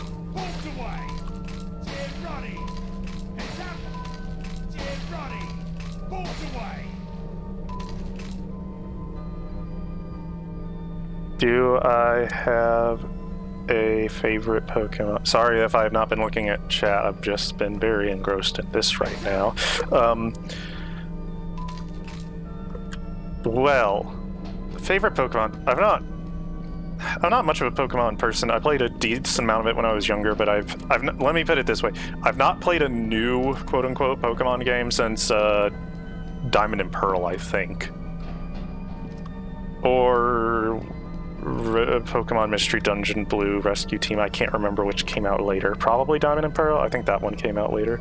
But so I feel like I don't have too much of an opinion about Pokemon nowadays, but if I had to pick a favorite, I'm probably just going to go with what was my childhood favorite, which was anything from the Totodile evolution line. I don't know if I could easily pick like one within that group, but Totodile, Croconaw, or Alligator, one of those. And could I do stuff with it? The Piss is diseased. Yes, Melanie. Yeah, this is the new poison throwable.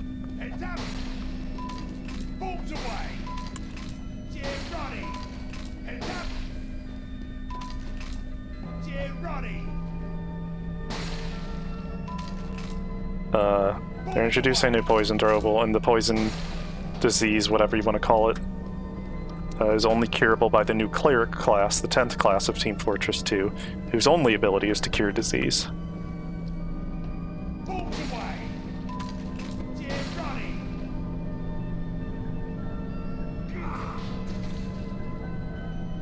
I was not cured of the disease in time.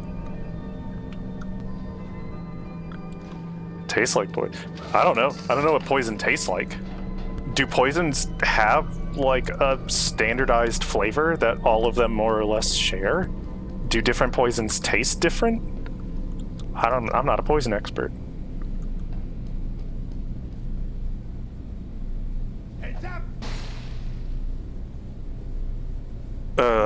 And the flare gun, yeah, it's grape flavor poison. The flare gun, I could probably do something with that. Like the projectile, presumably, I'm guessing. There's not much else to the flare gun. There's like what effects are related to the flare gun? There's the actual projectile trail.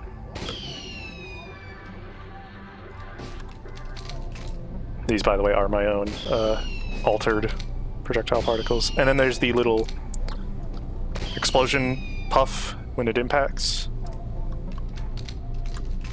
Also my modified version. Yeah, man, you gotta...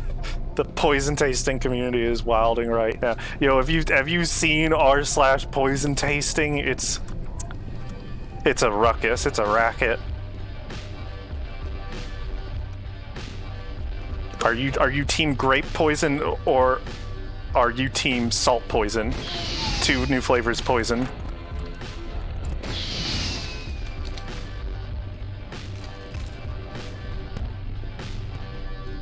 Up and coming team is a team wet cement poison.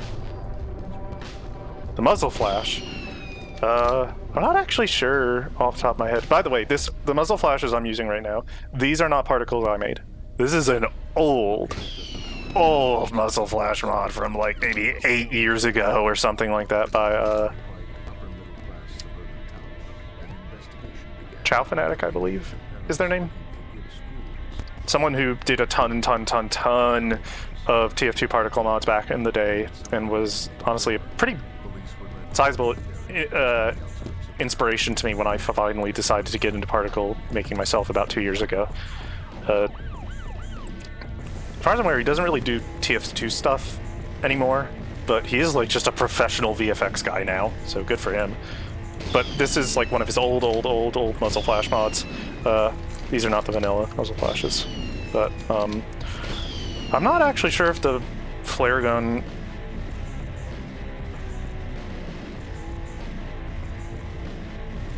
I'm not actually sure if the flare gun has its own muzzle flash. I don't know. It might just reuse another weapon's muzzle flash. I've not...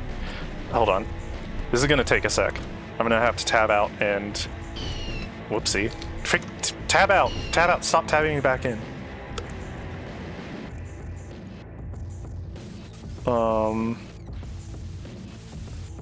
Anyway, I need to take a moment to go into the actual game files and extract the muzzle flash, the muzzle flash particle file.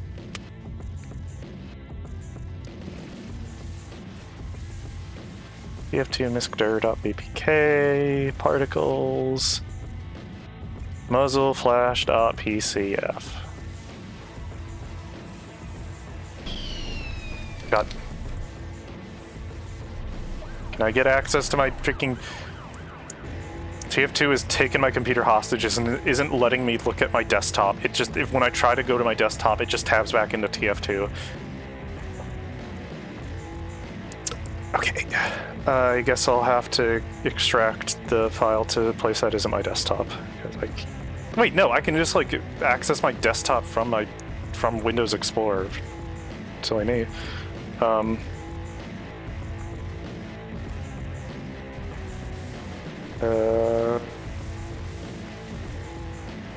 Now I just need to put the file in a folder I can access, and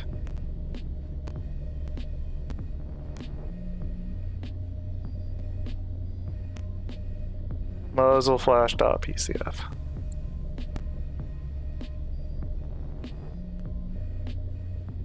Big Nasty. I think Big Nasty... Muzzle Flash Big Nasty, I'm pretty sure, is the Force of Nature Muzzle Flash. It's a really funny name.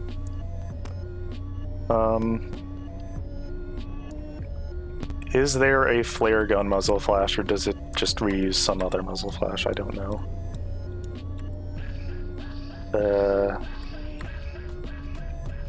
Pistol...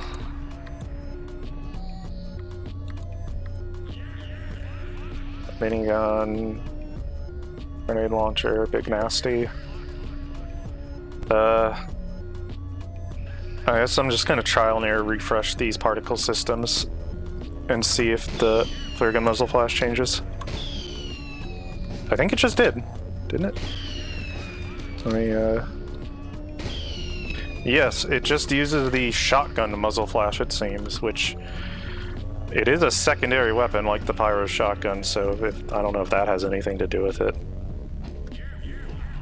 Oh, by the way, that is part of why that, like, 8-whatever-year-old muzzle flash mod that I use still works, is because it seems like they haven't made any new muzzle flashes in a long time. At least, if they have made new muzzle flashes, they're not in muzzleflash.pcf, so that old mod's muzzle flash PCF not having the new effects wouldn't matter, because they wouldn't even be stored in muzzleflash.pcf anyway. Yeah, it just reuses the shotgun muzzle flash.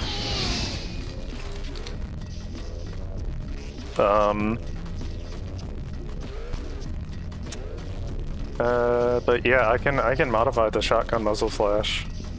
Were you thinking anything specific, Free Microwave? Just like a little lead to go off of? I can make it real fiery and stuff. There's a lot of fire.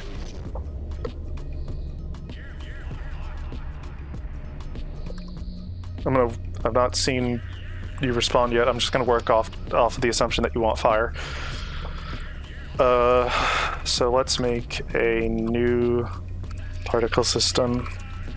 Muzzle shotgun fire 01, because who knows, maybe we'll need multiple fire particles.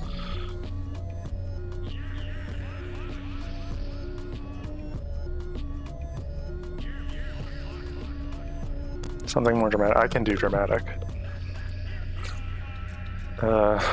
Max particles I don't think needs to be... This song gets a bit crunchy, apologies. No, I'm not gonna apologize, it sounds great.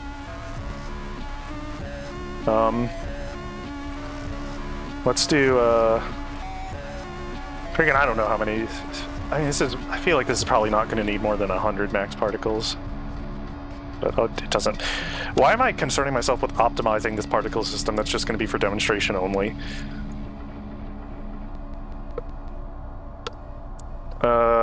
What's a good general purpose flamethrower? Yeah, flamethrower fire 128 no depth should do. Okay, so I guess since I'm gonna go ahead and make this particle system from scratch, I may as well like go through the steps of just like what.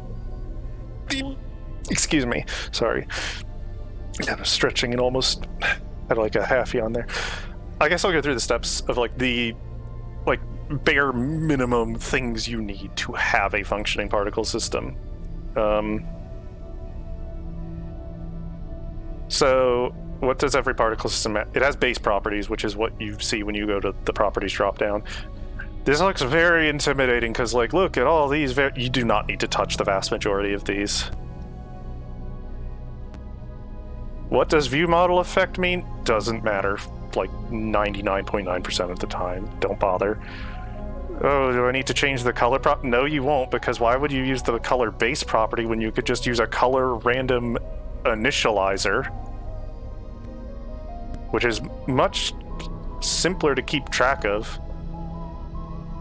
Because, like, I don't know. If you just have your color initializer in all the same places like your other initializers, like your position initializer, whatever, you don't need to second guess yourself on, wait, did I just use the color property and the base properties thing? The point is, vast majority of these things you never need to worry about. The main things you do need to worry about are like the obvious ones, like max particles, which is the most particles the system can have active at a time, and the material, which is just the texture that it'll use. But this is otherwise pretty unremarkable and doesn't need much explanation. Again, there's some niche things where you need to worry about this stuff, but for the most part you can ignore it. Most of this stuff like gets handled by other functions like operators and initializers anyway, so every particle, unless you don't care about not seeing it, needs a renderer. It needs a renderer function. There are several of these.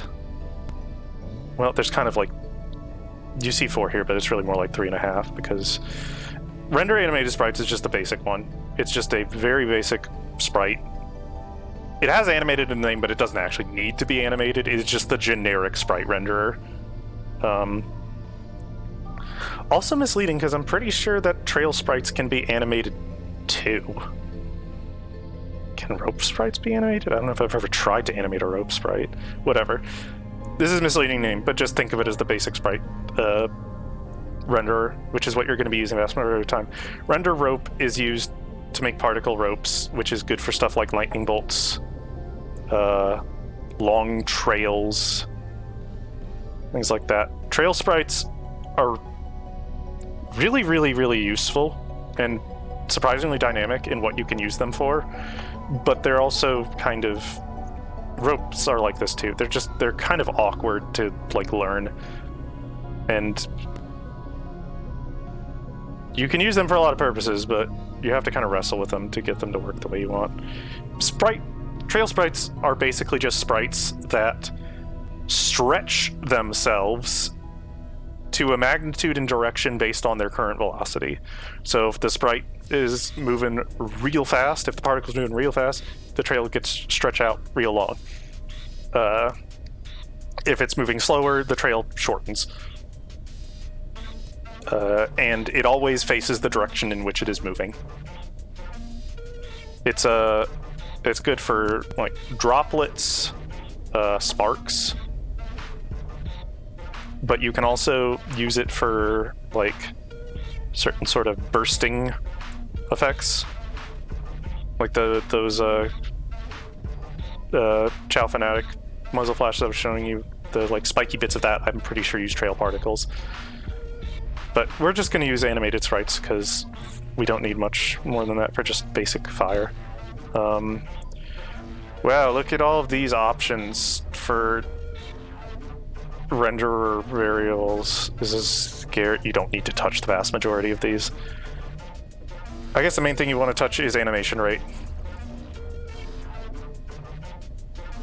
In this case.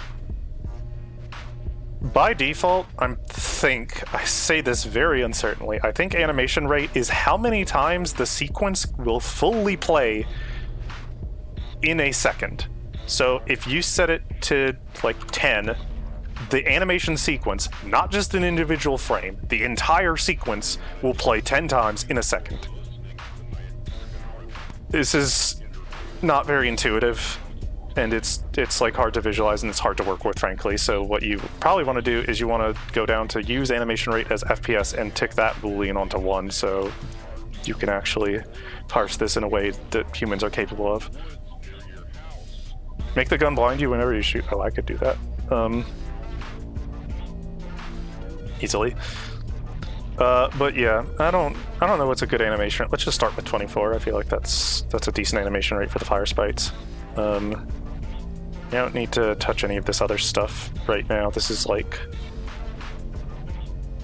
orientation type. We don't need to worry about for this one. We can keep it at 0. All of this visibility stuff we don't need to worry about, really. It's like pretty much only for just like really advanced effects with very specific needs. So yeah, every particle needs render. We got that. And then next up, the next category of function is operators. If renderers render the particle, what do operators do? Operators is a very broad category of function that basically just means anything that changes aspects of the particle after it has been created. Specifically after. So color fade, that's an operator, because obviously if it's fading the color, then it has to do that after the particle's created. Because you can't fade it before it's created. What would that mean? So that's an operator. Other operators are like movement basic, which almost every particle needs. Technically, I guess for some particles that you don't need to move, you don't need it, but it's just generally good practice to have this on every particle, because almost all particles move in some way, and you need this operator for them to move. You got things like gravity and drag and whatever. We can mess with that more later, but for now, just having the thing exist is enough for it to just move. Circular particles. Can you make some circular particles that fade from soot gray to an explosive yellow-orange?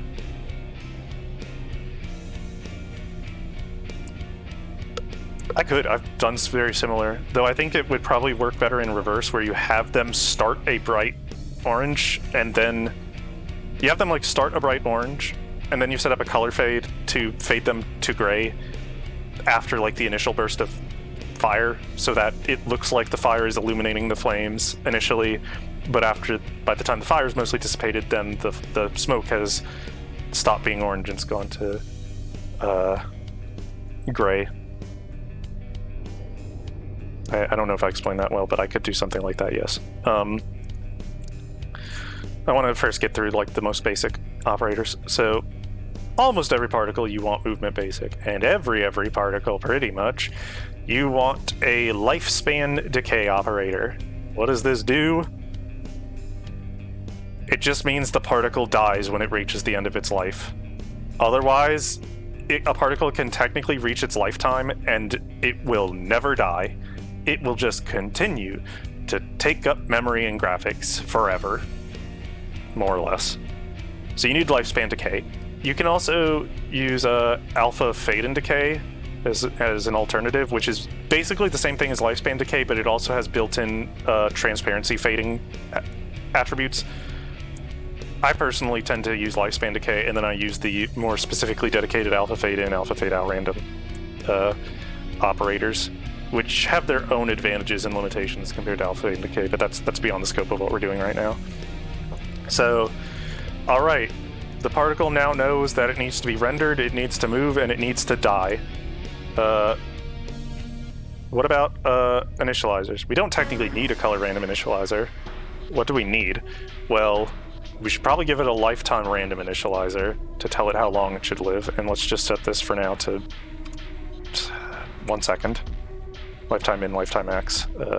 Just set them both to 1 so it's not random, it's just always 1. And then you want a position initializer. Good default is position within sphere random, which, if you don't touch any of its default settings, it just basically says create the particle at the origin point of the particle system. Yeah, it's just, so basically, like, you can actually touch these attributes like distance max and distance min, and that will actually make it spawn in a random place within this big cylinder. But if you just leave everything as is, it's just a single static point from which the particles will come from. If you don't have a position initializer, I think the particles just spawn from the center of the map, and you would almost never want that. So, position initializer, you need it.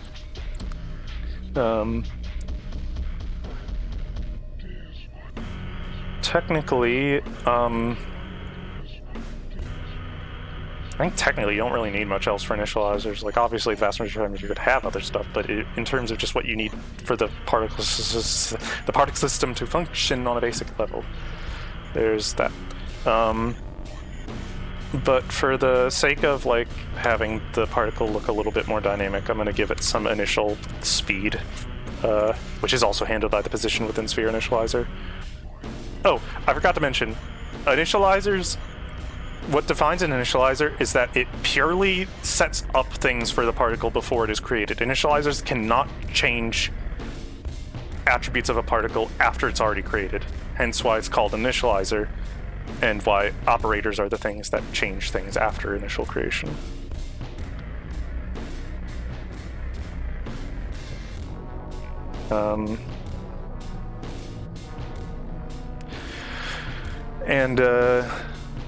What else? Oh, every particle needs an emitter, unless you're fine with it not emitting anything.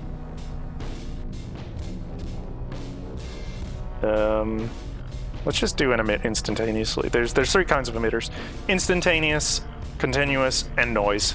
Noise is more or less similar to continuous, but it varies. It varies its output rate based on a noise pattern, which is to say it just kind of changes over time. I'd say randomly, but it's technically not random. It's determined by noise. Let's just do emit instantaneously. We'll have it create. That's 100 particles. Look at that.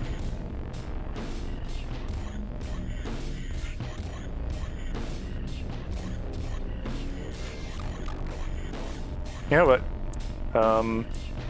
Let's make the preview for the game like much smaller, because this is the star of the show right here. And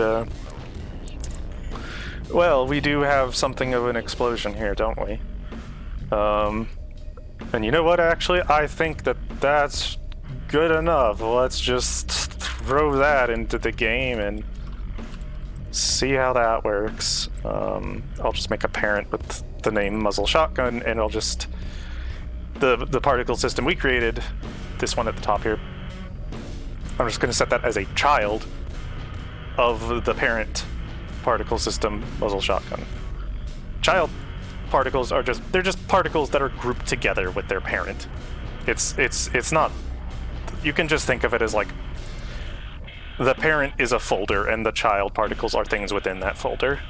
Alright, let's see how it looks. Wow. Isn't that nice?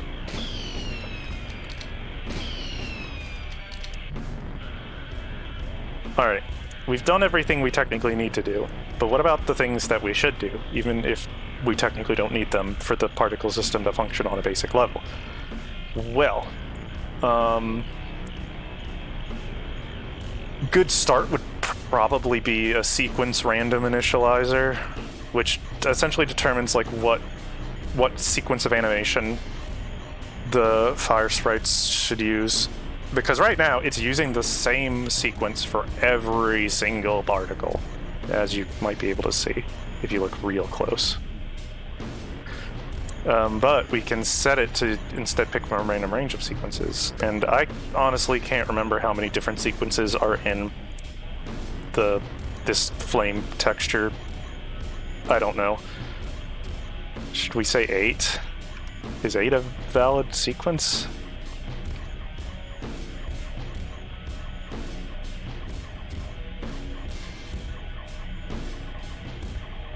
Let's just make it 0 to 8. I don't. Maybe there's more than that many sequences, but this is technically, by the way, choosing from 9 different sequences because 0 itself is a sequence. So there's a little more variation now, you can see, because it's choosing like different subsets of animation. It's kind of, you can almost think of it as like it is basically choosing a different animated texture for every individual sprite. But they're all stored within the same texture, as it were.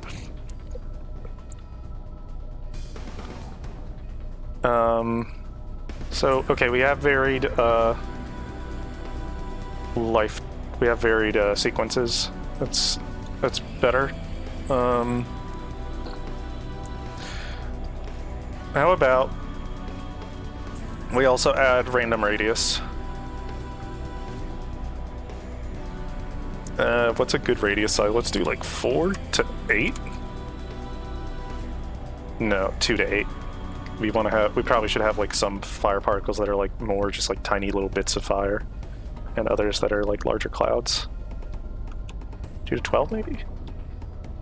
Let's do 2 to 8. I have no idea how big this is going to look in game.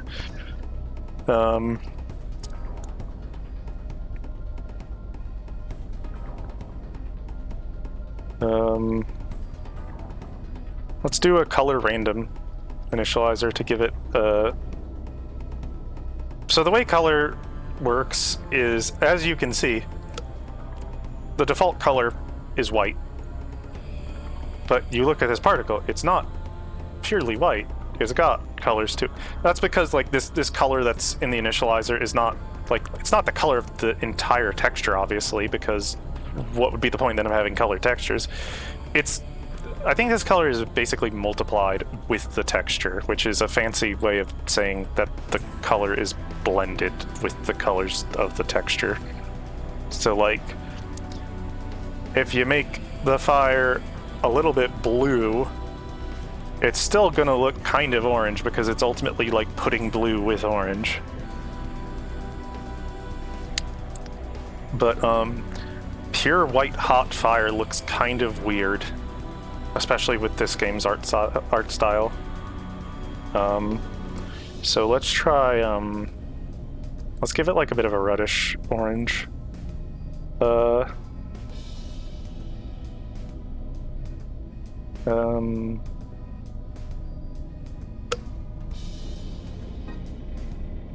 That's pretty good, and then our second color can be something a bit more red, how about? Or maybe more yellow. No, a bit more red, I've decided. And why not a bit more saturated? This is not maybe going to be the prettiest thing, but it's good enough for our purposes. Okay, no, that's too saturated. I think it's going to look bad. And you know what? While we're at it, let's do a color fade operator, and we'll have it fade to a much more intense red over the course of its life. Not that intense.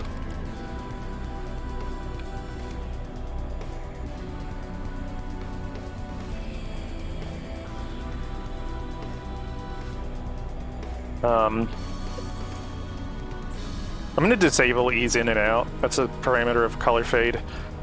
I don't really know how to explain what it does, but it just changes the way that the colors fade. Like, I think by default, the fade is completely linear. Like, it is a constant rate at which it fades from the initialized color to the fade color. And ease in and out makes it not quite linear, I guess.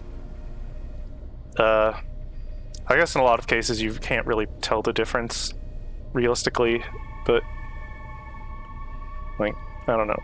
Can you really tell that that's making a difference when I change it from 1 to 0 and vice versa?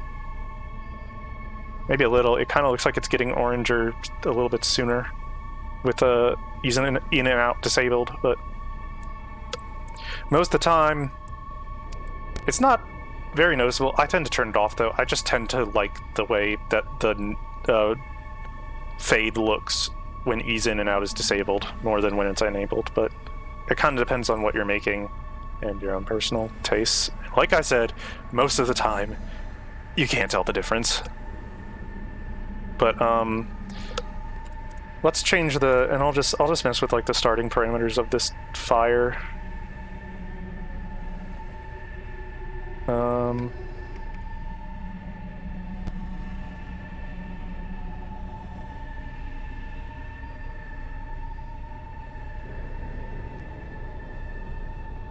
Yeah, we'll have the fade take a little bit longer to begin, and we'll have it end the fade before the particle actually dies, maybe. Something like that.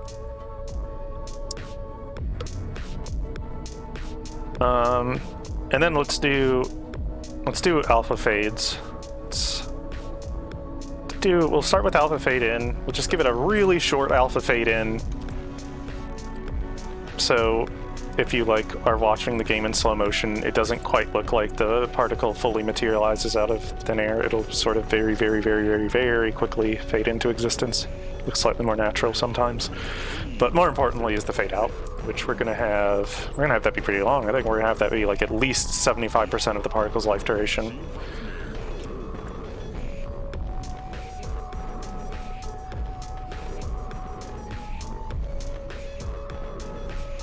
Yeah, fade out time min and fade out time max, both 75. And this is not in absolute seconds, this is relative to the particle's lifetime.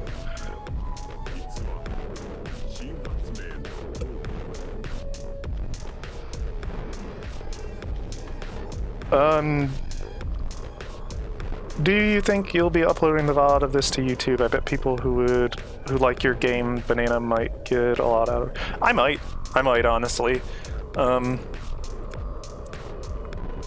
If nothing else, just to test the waters and see if people seem interested in me doing more of this, because I'm gonna guess that like the vast majority of people who like care about my mods and stuff like aren't even aware that I have a Twitch or that I was streaming this stuff today, because they only follow me on Game Banana and YouTube, and they don't follow like my Twitch or my Twitter or whatever. But if I post that to YouTube and people like notice it and like it, that might be useful feedback to me to know that I should do more of it. But anyway, we could get more complicated with this alpha fade out random operator if we could mess with fade bias, which basically determines how fast the fade is, which is maybe kind of confusing to say because shouldn't fade out time determine how fast the animation is?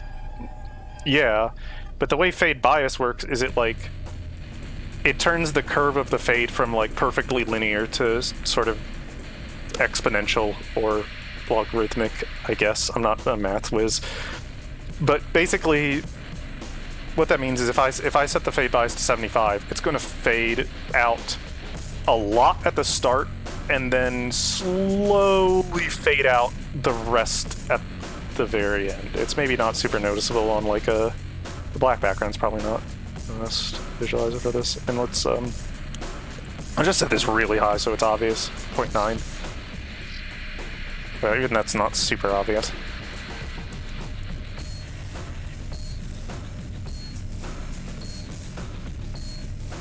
Uh, 9.9. Oh! I'm a fool. I have ease in and out enabled on this alpha fade, and I don't know why, I don't know how, but having ease in and out enabled seems to completely disregard whatever you have the fade bias set to. So turn off ease in and out. There we go. You see, like it's like that. That just looks instantaneous. Maybe if I make it a bit milder.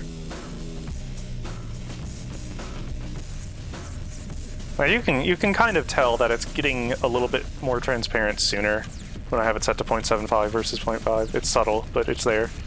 Whereas if I set the fade by something really low, it's staying very opaque. It's technically fading out, but it's fading out very, very slowly, and then near the end of the particle's lifetime, it suddenly speeds up the fade.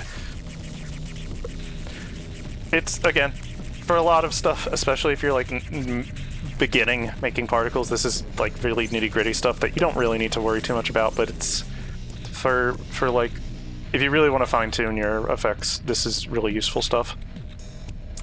We'll just set the fade bias to 0.5 for now. Oh,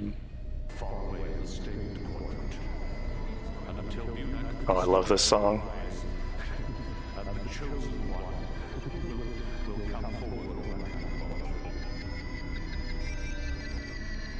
Wait for it. Wait for it. Wait for it. And...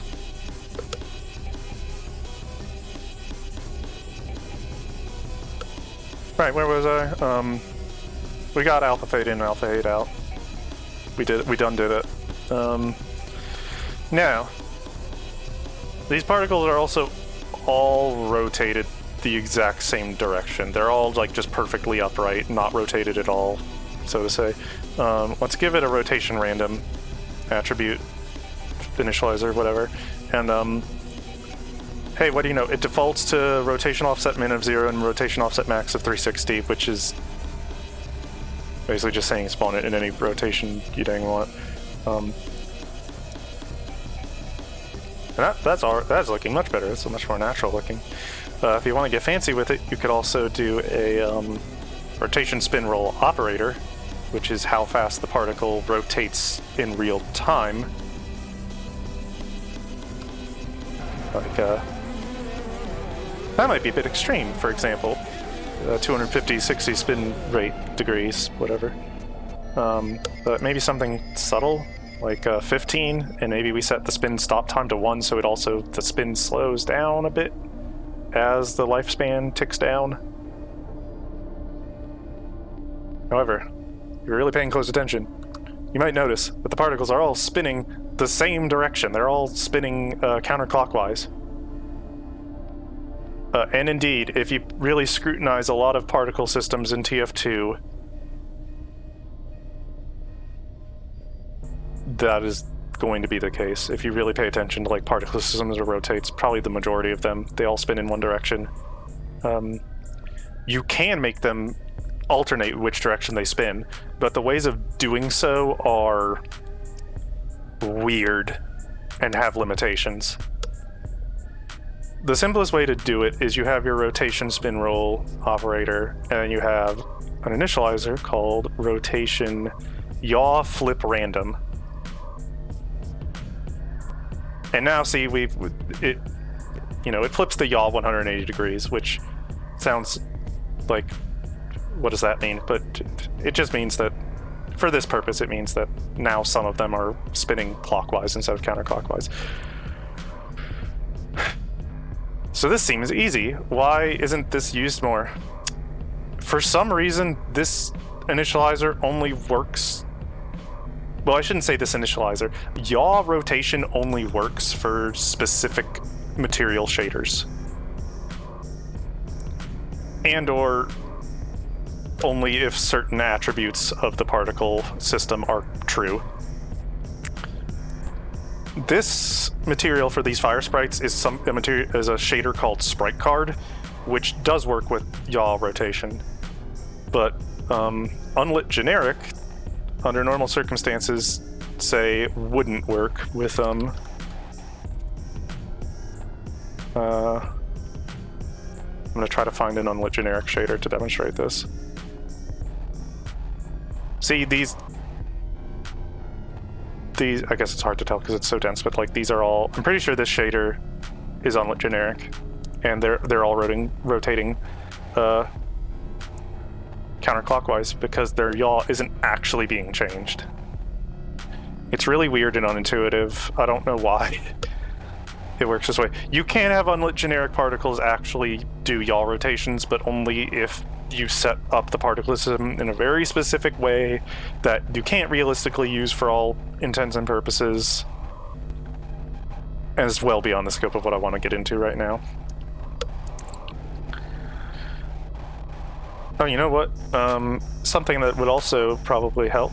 Let's have a little radius scale operator. Do we want our fire to get bigger as time goes on, or do we want it to get smaller? We'll do bigger, and we'll set the scale bias to a relatively high number, so that way it grows really fast at first, and then it grows slowly. Maybe 0.625. Actually, you know what? Let's do it this way. We'll have the start scale be like a small number, and the end scale be 1, and then we just increase the initialized radius.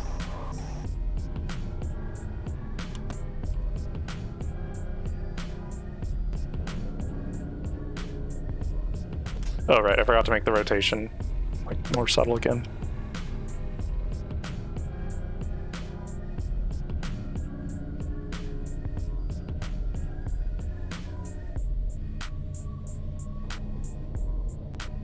Just do 20.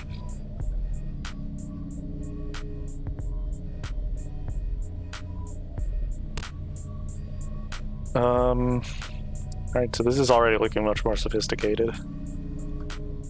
How does it look? It still doesn't really look good as a muzzle flash, but hey. That's just like a really simple fire explosion. That's okay. It's like, you can work with this. Oh, let's actually make the lifetime random actually random, instead of just always within a range of 1 to 1, which is to say it's always 1. Let's make the particle lifetime pretty short. You don't expect fire to linger super long generally.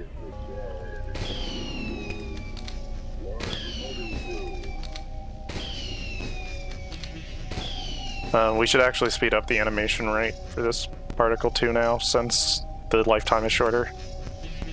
Otherwise it's not gonna reach anywhere close to the end of its animation.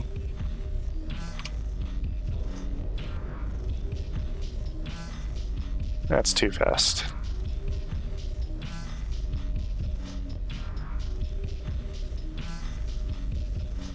And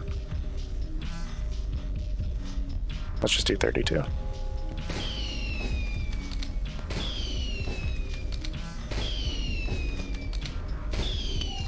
Okay. This is looking like something now.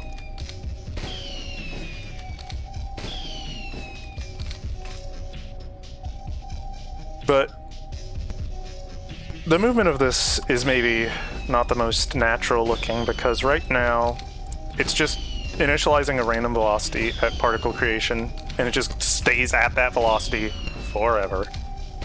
Doesn't speed up, doesn't slow down. So let's try adding some air drag. You don't need a lot. You can have air drag at very, very small values, and it still drastically changes how the particle moves. Like, I'm going to set it to 0.125 there. And see, like you would expect of air drag, it basically means the particle slows down over time.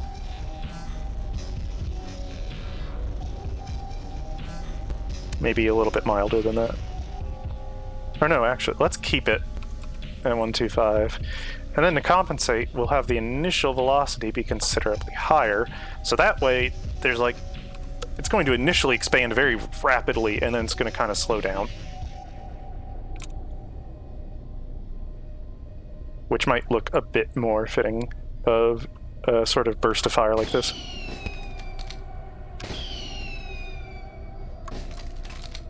Might be onto something.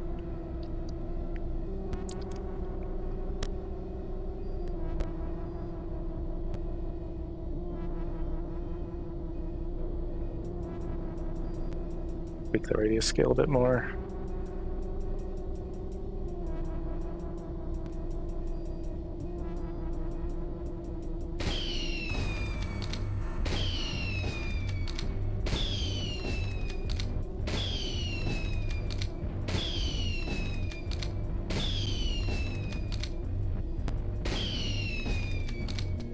Let's turn minimize view models off to maybe get a better view of the particle.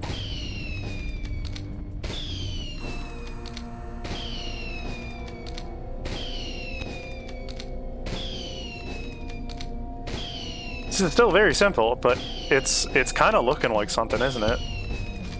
It's way too big to be practical, but... And also, this is a bit of a problem. The muzzle flash just kind of stays in place even when you start moving. And that looks a bit weird, especially like if you're walking forwards or backwards while you shoot it, maybe. Not ideal. There's a few ways you can work around this. One way, which is probably the less commonly used way, and maybe the more just overall situational way, is to add a velocity inherit from control point initializer, which basically means that at the time that the particle is created, it inherits its control point's velocity, which in this case is you the player. So if I'm moving left and I shoot the gun, that didn't really... Okay, maybe this isn't the best example because this particle system has a lot of drag, so initialized velocity isn't actually going to do much for it. Let's make like the velocity scale like 4, like something ridiculous. Is that... I think it's in... Is it not working? What the heck? 32.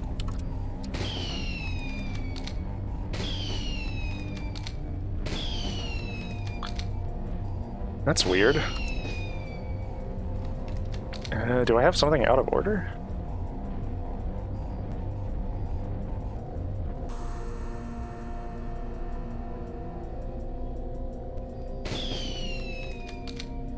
Okay, I'm gonna turn off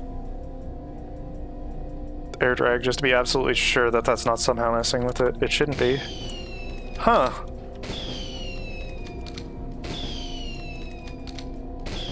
Weird. That's very bizarre. It's not inheriting velocity at all. At least it doesn't seem to be. What if I like move really, really fast? That's weird. Okay. I don't know why this isn't working.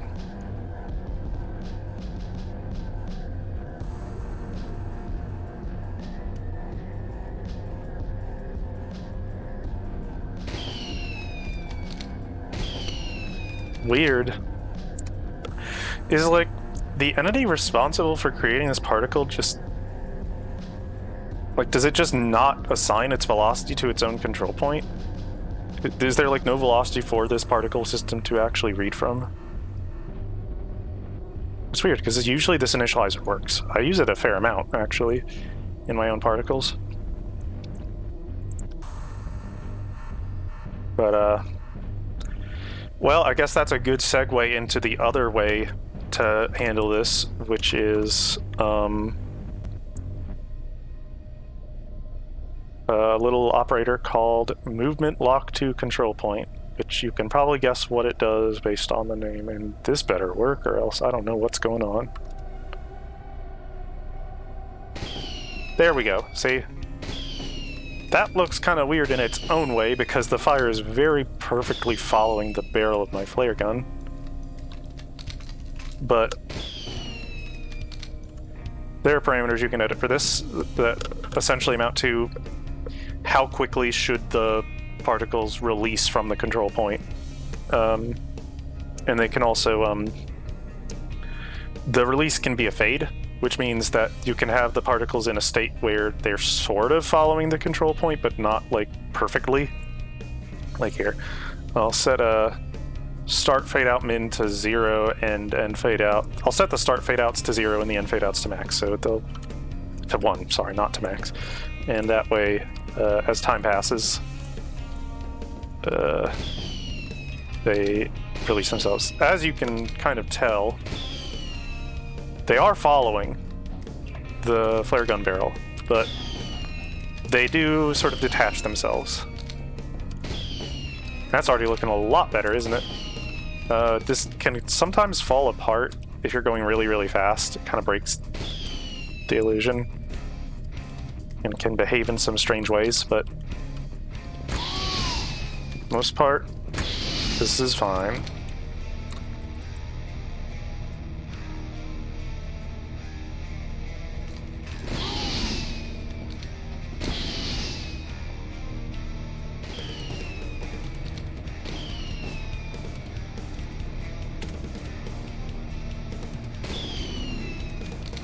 Still really big and not practical, but we might be getting somewhere with this. Let's make it, make this smaller. Let's make its speed less intense. Maybe make its air drag less intense too.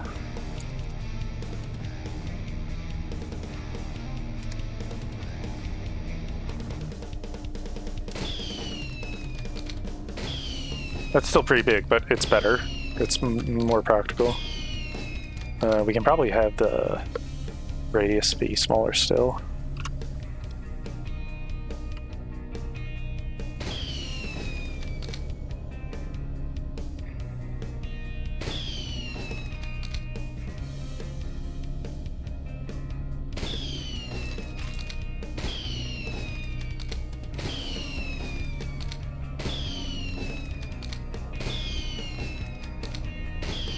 Not looking bad.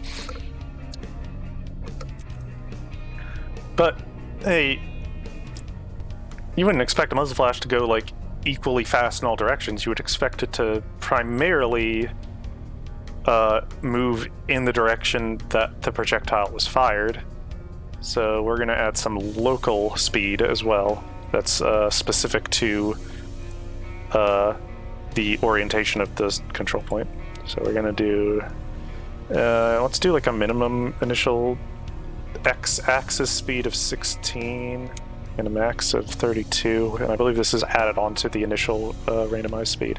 You can already see that it is actually going, more of it's going forward effectively. You can make it more obvious by just increasing the values.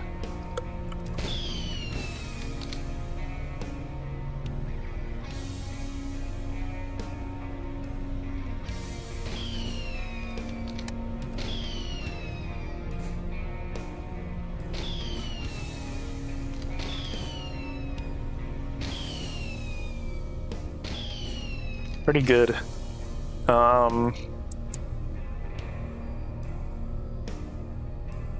know what? I'm gonna try something. A lot of things that work off of randomized ranges have an attribute usually called a random exponent. Like for the lifetime random initializer, there's an attribute called lifetime random exponent. And this basically determines how biased one direction or another the random selection is. So if I make the lifetime random exponent 4, which is really big, bear in mind, for a random exponent, the particles are going to be biased to live on the much shorter side. They're going to be closer to 0.25 instead of 0.75 seconds as long.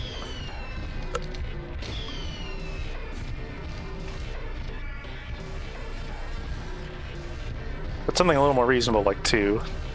And then we also say speed this up, animation up to compensate.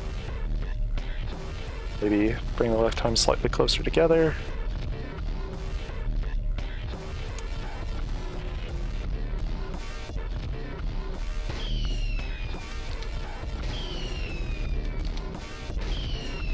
But like this, like, random exponents are useful if, like, say, you want some of the particles to linger for a longer time, but you really want the majority of them to be short-lived. And I think for fire effects that can be nice. If you just kind of want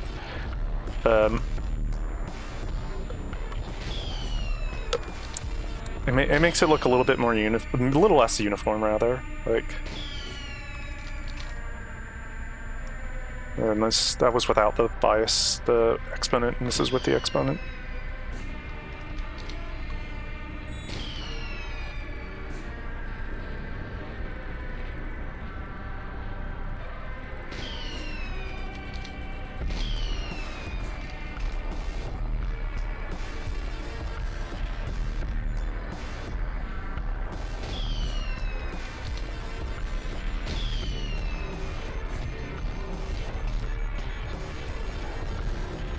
That's good enough.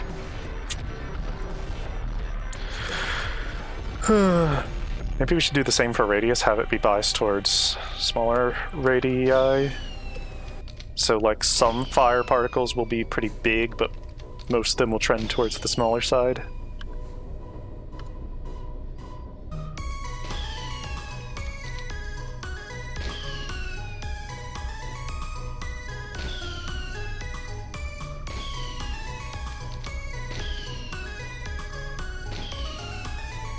That looks pretty good, I think.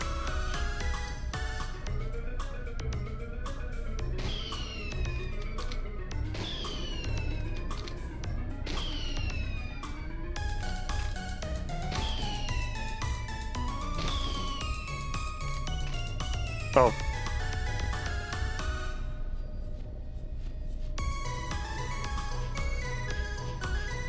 Take this opportunity also to note how cool my pyro looks.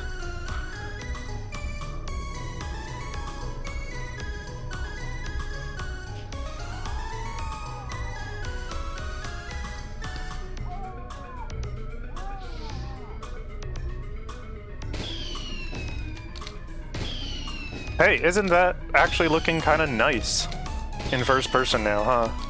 Looks much better.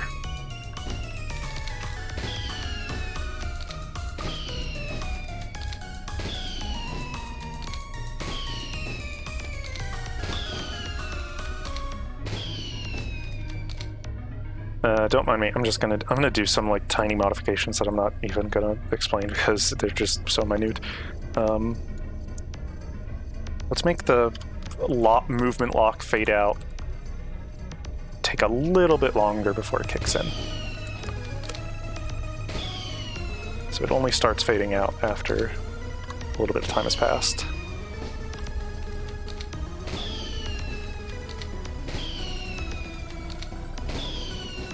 Actually, no, I think I liked it before.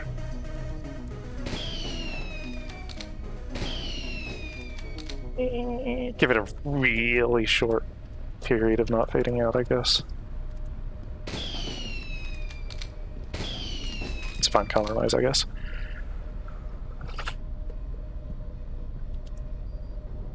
And like, you know, we've gotten kind of complicated. Like, we've covered a lot of different operators and initializers, but like, we've still stayed within just one particle system. We've not even gone into like children's systems. So like, even like, I don't want to say what we've done is simple, but I don't think it's super complicated either. And we've already got something looking pretty good. Now, let's make a child particle to go with it. Let's do muzzle shotgun smoke. I've just copied the initial the particle we were already working on because I feel like that's going to simplify a lot in making the second one, which probably should behave pretty similarly to the first anyway. I'm gonna find a good smoke material.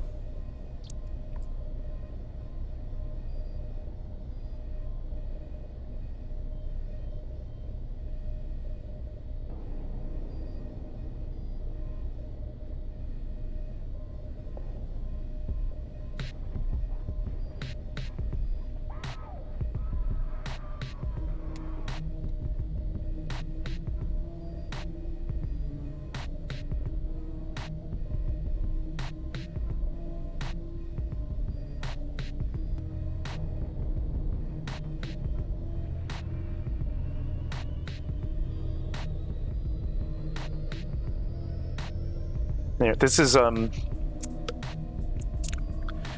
now this is a material that is based on a default material that exists in TF2, but some of the parameters of it have been changed by me. Well, let's tone down the animation like a lot. We don't really need this to animate very fast at all.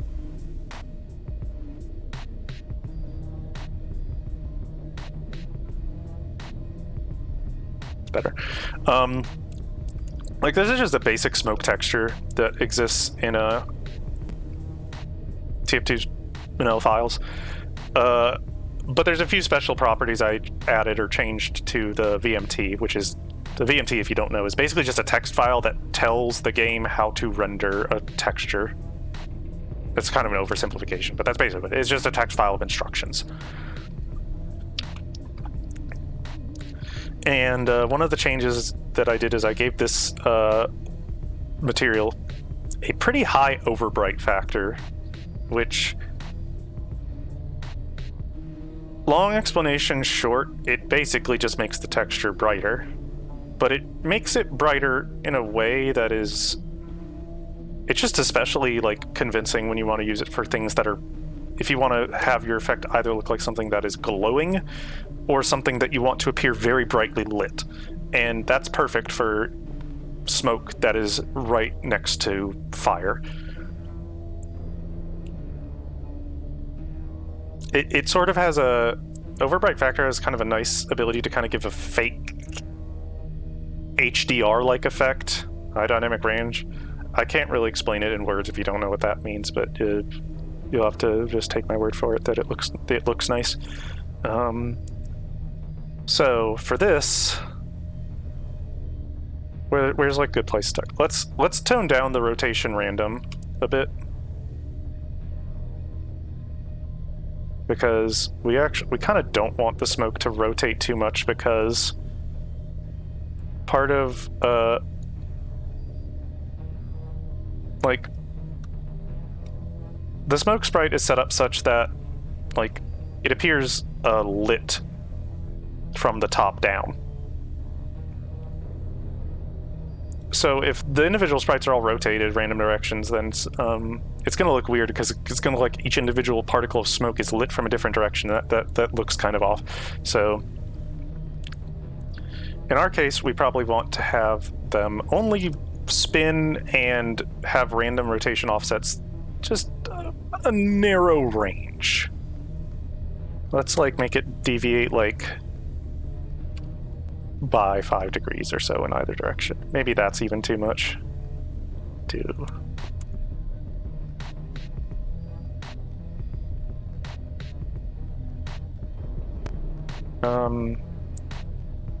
know, we'll just leave the offset at 0. That's fine for our purposes. We can get rid of that initializer. All right. Now, what should we do for the colors? Because we should probably make our colors for this different. First off, and I'll explain why we're doing this in a second, let's reverse the color fade. So the fade color actually is how the material starts, and the initialized color is how it ends, which sounds paradoxical, but it works, trust me.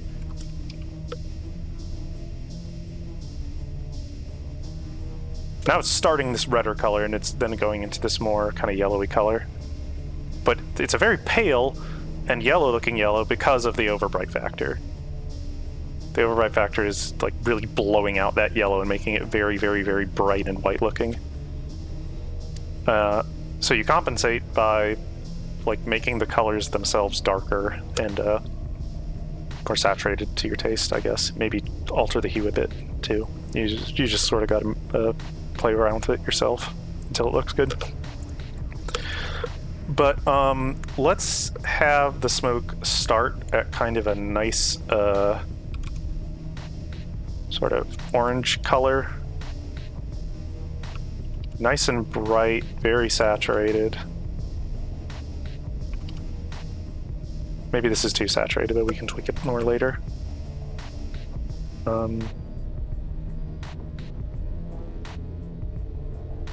does that look? Yeah, that's probably a fine orange. Kick up the saturation a bit more, maybe. All right. And then let's have the initialized color be the sort of the color of it when it cools down. When the smoke, so we're gonna have it fade to darkness by making the initialized color like black. We can adjust the fade parameters a little bit more.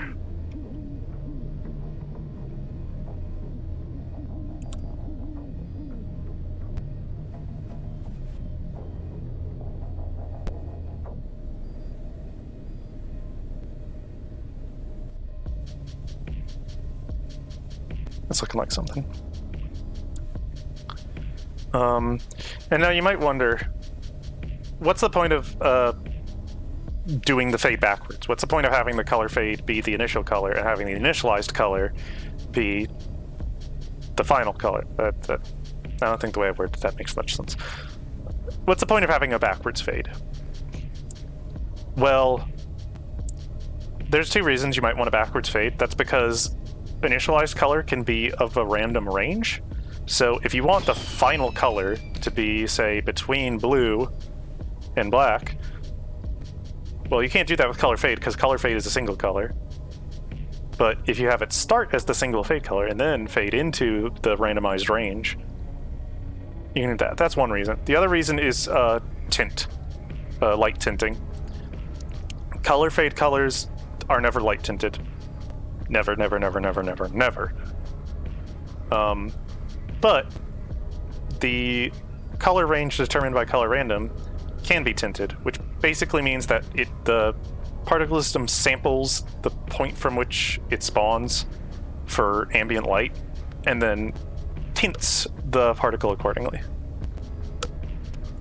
Let's just set a tint percent of like 0.5,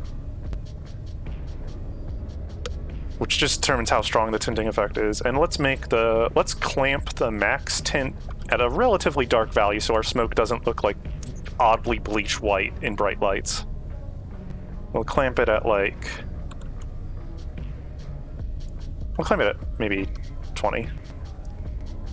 This is yet another thing where you kind of just need to like play around with it yourself until it looks good, but for demonstration this is probably fine. Let's save this.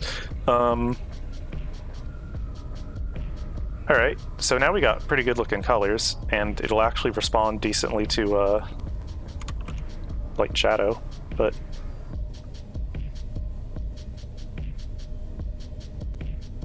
maybe kick up the saturation on this a bit.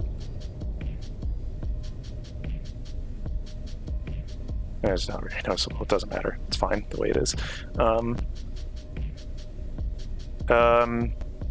We probably expect the smoke to linger longer than the fire itself, so we're gonna change the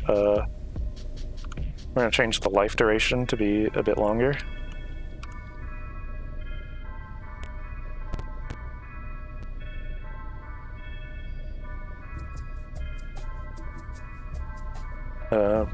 Just the color fade a bit, sure.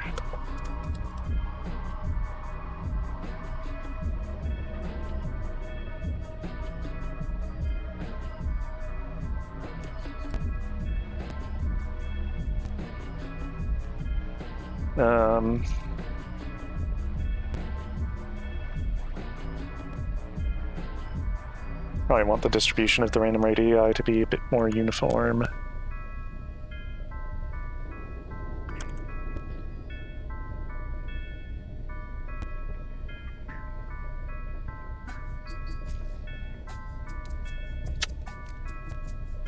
That's it, I think the radius itself would be fine. Being a little bit smaller.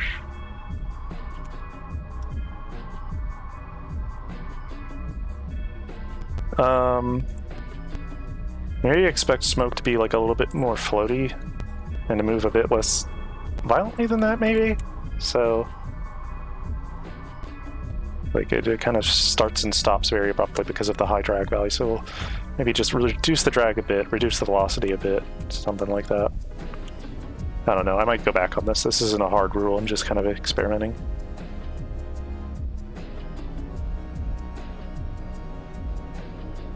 We probably also don't need... By the way, bad practice to have these particle systems have 100 particles emitted at a time. You surely don't need that many. You could get away with using a smaller amount, but I'm not gonna bother with that since this is mostly just for demonstration. We'll spoil ourselves and have really, really, really, really, really bloated particle systems.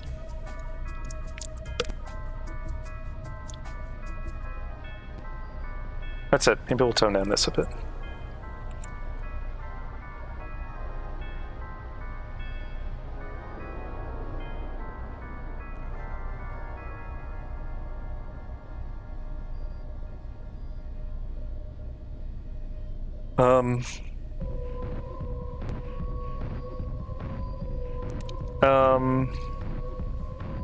I suppose we could add some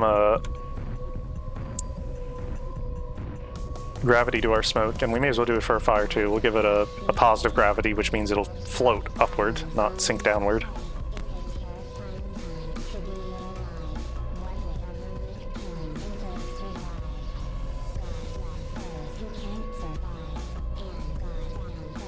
Eh, 40 is fine. Relatively subtle. I mean, mess around with more later.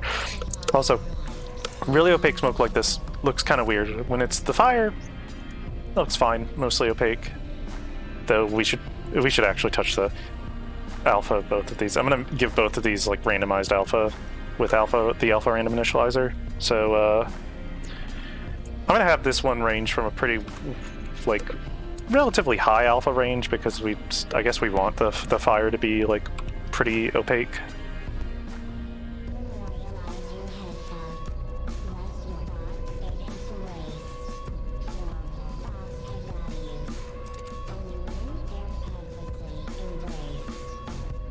That works. But smoke, we probably want to be like much more transparent. Maybe like 120 at most.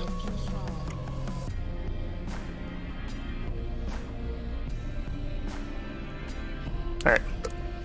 Now we'll go ahead and just to see what it's looking like so far, we'll add the child to the parent system. Now, this looks a bit weird. The smoke is appearing in front of the fire. And it will always appear in front of the fire. Even if technically in positional space the smoke is behind the fire, it will still render in front. Because when you have multiple particle systems as children within one parent system, the lower on the list the particle is, that means it'll render on top of everything else. So we reverse that, and we make the fire, we put it so the fire goes on top. And also that smoke is looking kind of big relative to the fire, so maybe we'll reduce both the velocity and the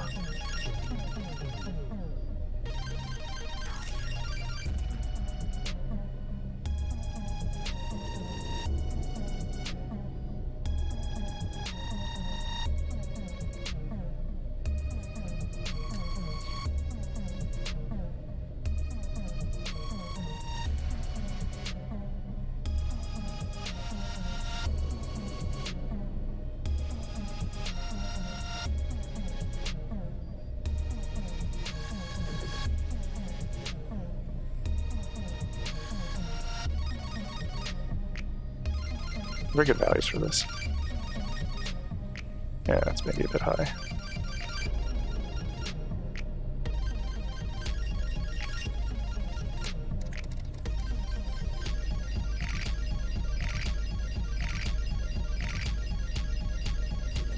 I'm not fully looking at this in the particle editor. Let's just see how it looks in game.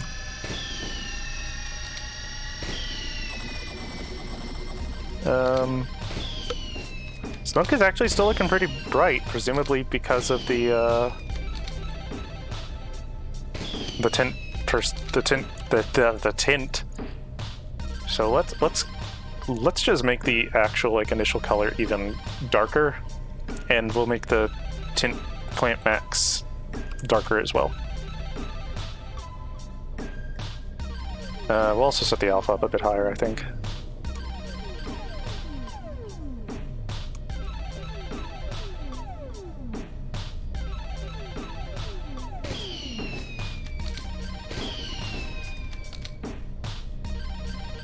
Alright, not bad. Maybe the gravity is a little bit too intense. I'll make it just like very, very subtle, just like 20 upwards gravity.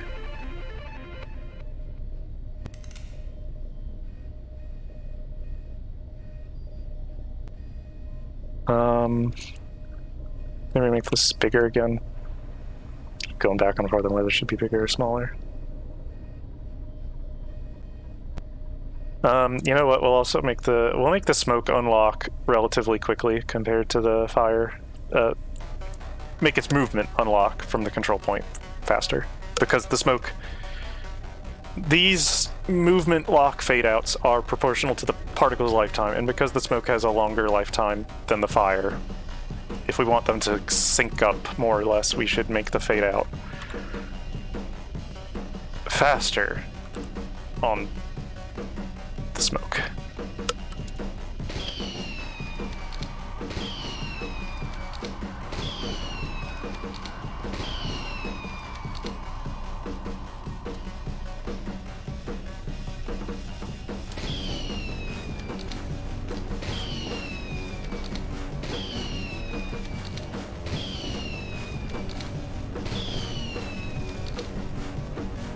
I feel like our smoke is still like not looking as good as it could. You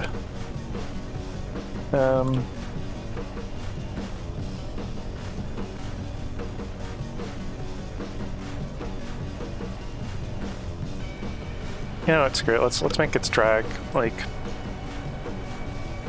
back on the same level as the fires, so their movement is like a bit more consistent with each other.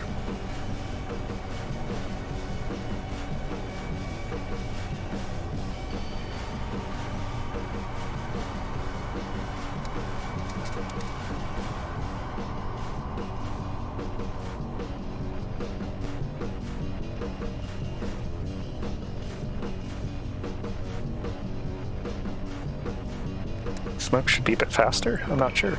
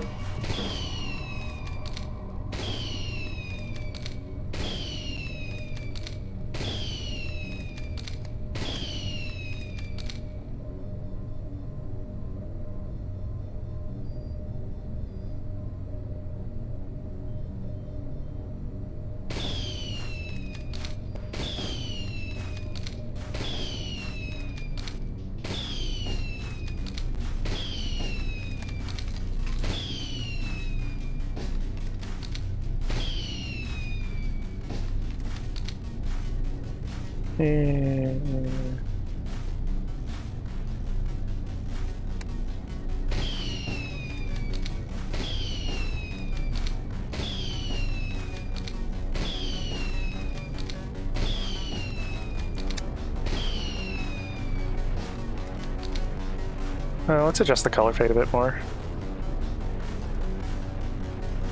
Do it last longer or shorter? Let's make it a bit more.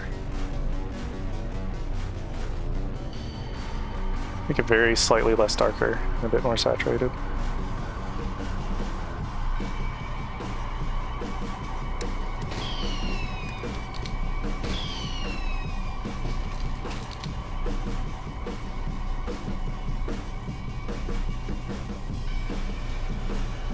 A bit brighter.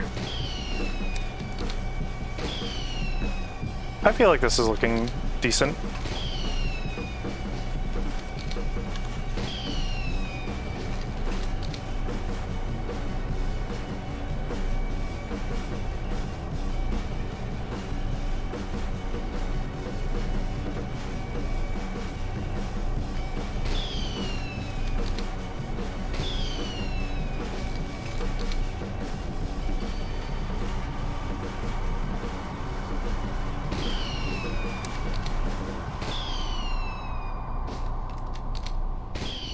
This is still pretty simple, and like we could certainly refine it more, but this is like a passable prototype, if you will.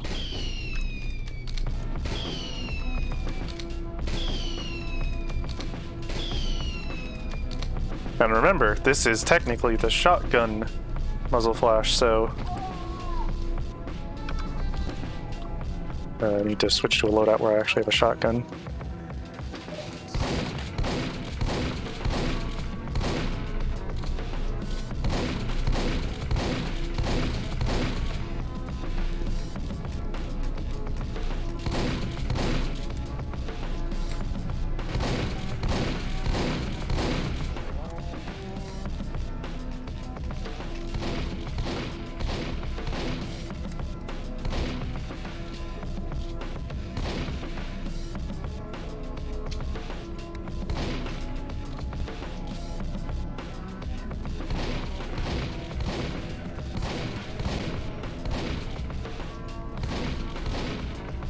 Also, as I go into like differently lit areas, you can kind of see that the smoke tint is changing.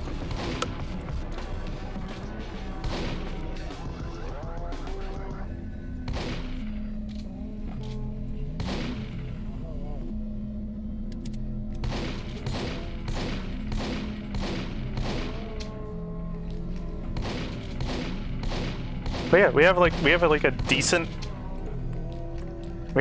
looking fiery muzzle flash particle here.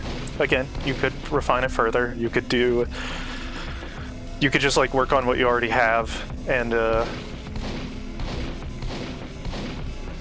just sort of try to make what's already there look a bit more polished. You could think about adding new elements to it, like some little sparks or embers, maybe. Like just kind of little floaty, bright dots, if you will.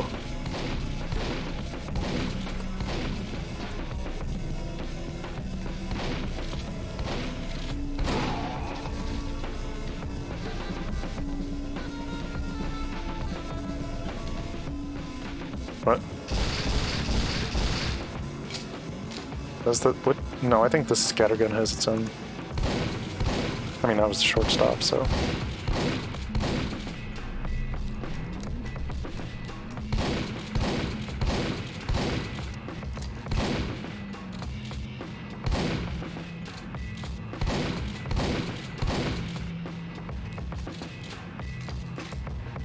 But yeah,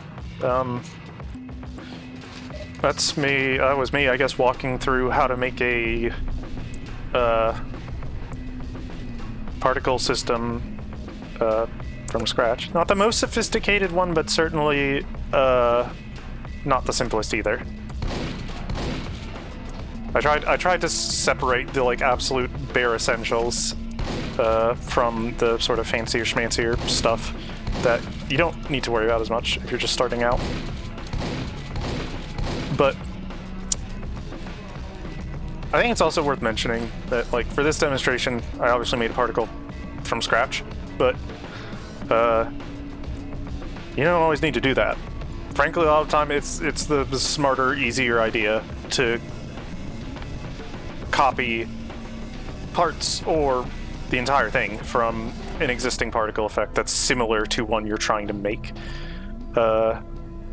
Not just because the work's already done for you, but maybe because, you know, you want to like see how that particle works because you want to try to replicate it for your own thing. And copying that particle and looking at its inner workings and just sort of toying around with them is a good way to learn new stuff about making particles. I frankly think in a lot of situations it's better than trying to make particles from scratch, because if you're truly trying to make particles from scratch, you know, when you're really new, if you try to make something from scratch, you're just going in blind, and you're probably going to encounter a lot of frustration because you literally have no idea what you're doing or where to even go from. But if you look at how some existing particles work and just change some variables here and there and start slowly piecing together what each moving part does, I think that's very useful. That's basically how I, quote unquote, self-taught how to work on particles. One was the Valve Developer Wiki, which is a very useful reference, if a bit disorganized and sometimes just wrong, but still really useful. Glad it's there. Don't think I could have done this all without it. And the other part is just look at particle systems that already exist and just edit them, mess around with them.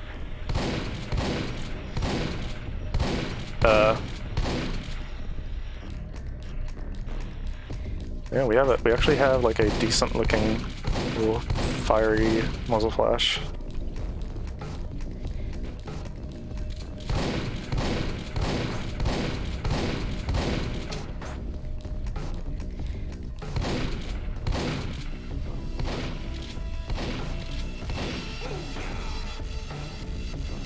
Really like this soldier loadout, by the way. Can you tell that I put a lot of time and effort into my cosmetic loadouts?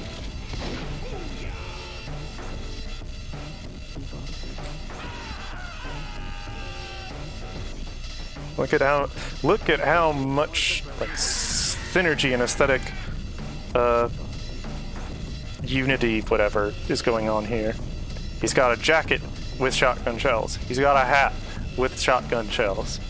The jacket is roughly the same color as the hat, even though they're not even painted. They both just happen to be that same-ish color by default.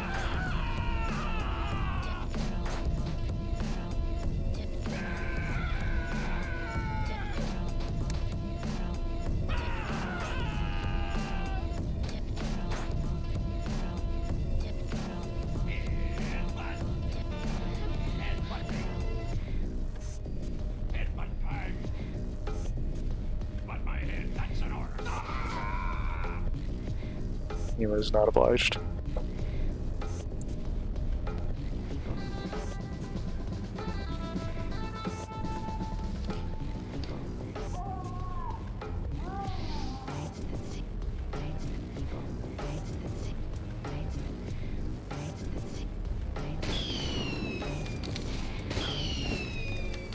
Oh yeah, we get to see again what it looks like on the flare gun, and hey, it is nice.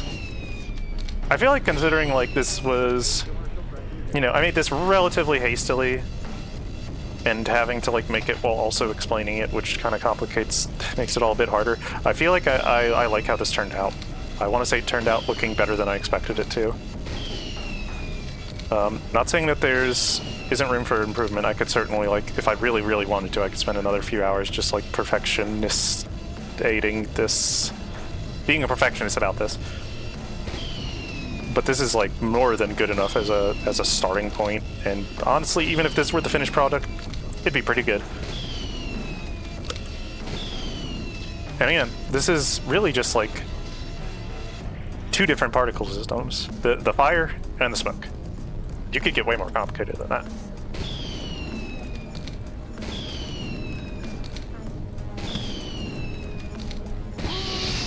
Ow.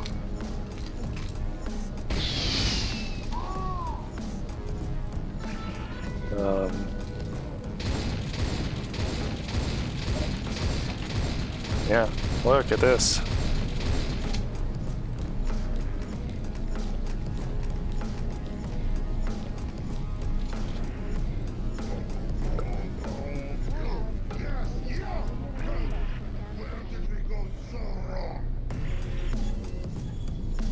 Oh, by the way, splurged a bit recently and got this funny little unusual taunt. I think it really wasn't that expensive. I think it was like 16 bucks.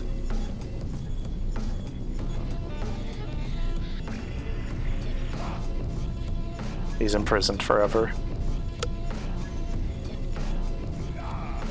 Like Prometheus, chained to a boulder, pecked by birds or something.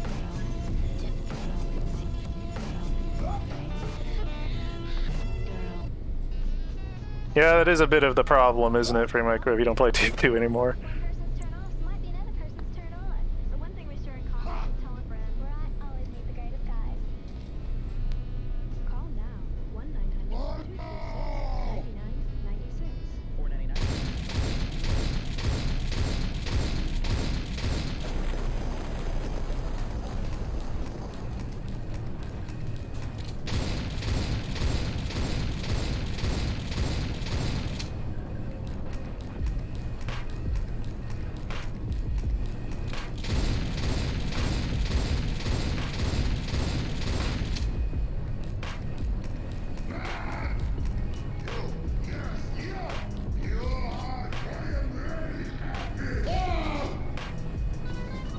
Sorry, I'm just kind of zoning out right now, just looking at myself doing these effects.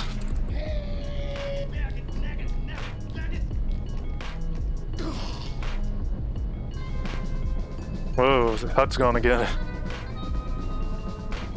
Forgot I had to quit this loadout.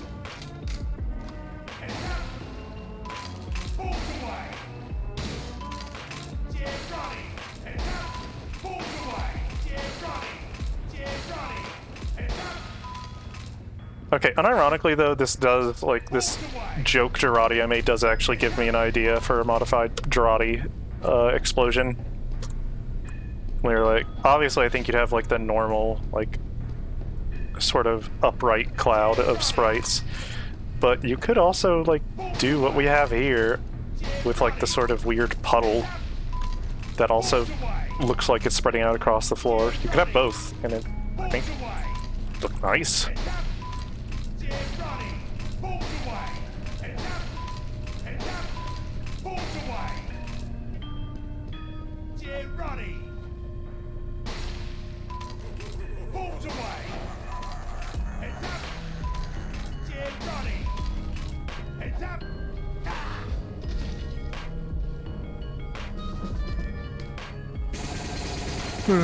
Wait, this isn't anything.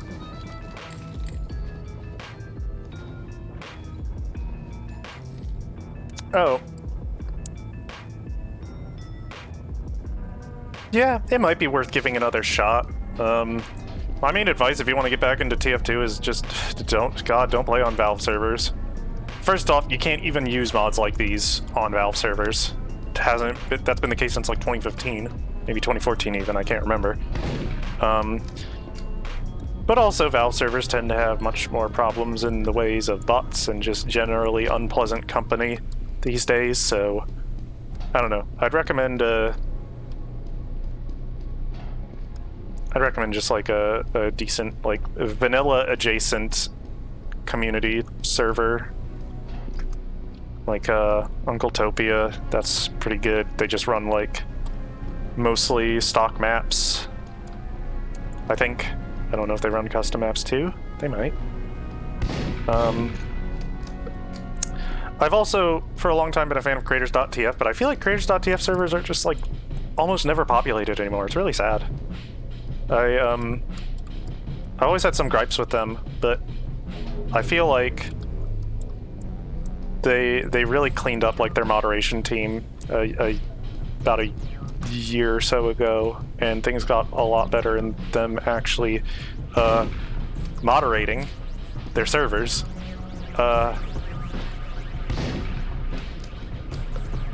And also, like, they just have like a focus on community content that I really like. They actually have like custom maps and stuff, and some custom weapons. But really, I just appreciate like having a kind of, you know, just basic TF2 server. It's not like some gimmick game mode, but they have community content in it. They have new maps and stuff. Really cool. It's such a shame that almost every time I check their server list, there's no one playing on the creators.tf servers. It's really sad. Okay, sorry, I'm just wandering around aimlessly, because I can't talk and do things at the same time. Oh, something that's like technically been in front of us the whole time and I've not mentioned or even really thought about. You can actually see the custom bullet tracers I've made, which are not released yet. I don't know when they're going to be released. They're technically mostly finished, but I'd have to like make a video demonstrating them and screenshots for them, and that takes longer than you would think and is not the most exciting work, frankly. So I don't know when I'm actually going to bother to get these ready for release, but I guess this isn't very useful if you're not intimately familiar with what the default bullet tracers look like, because they're still very simple, but they work in quite a different way. The default bullet tracers are trail particles. I'm actually using a rope particle for these tracers. It's just one long rope, a series of particles linked together to create one long line, which I experimented with for a couple reasons. I don't really know how much, like, if it's considerably... I don't really know enough about like particle performance if like rope particles are that much more quote-unquote expensive than trail particles. I feel like either way these new particles are probably more expensive because they're just more complicated for other reasons, but these are these are my bullet tracers. It's a long rope that all spawns at once. It looks like a moving projectile that goes from the barrel out, but it is actually all segments of the rope are spawned instantaneously. And what's actually changing is they all have like kind of offset life durations and alpha fades and color fades. So, you know, this first segment has a really short life. It fades in and out very, very quickly, but the next one fades in and out slower, and the next one slower, and the next one slower and slower. And the result is kind of an illusion of motion.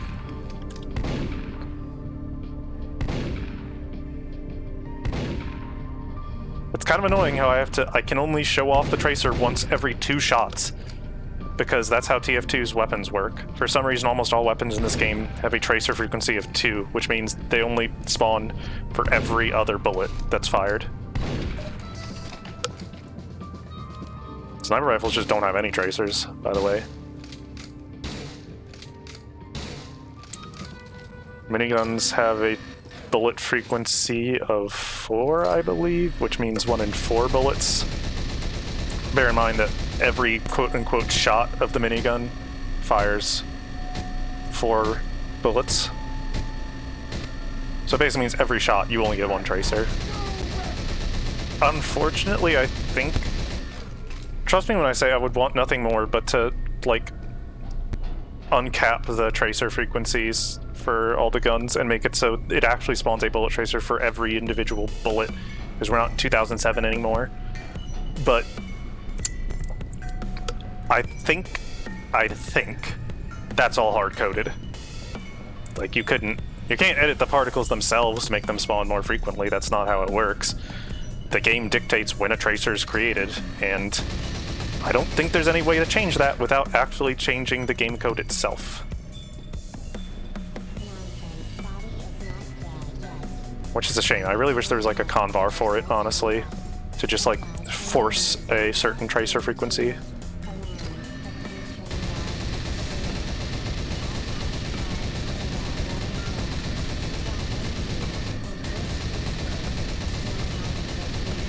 But yeah.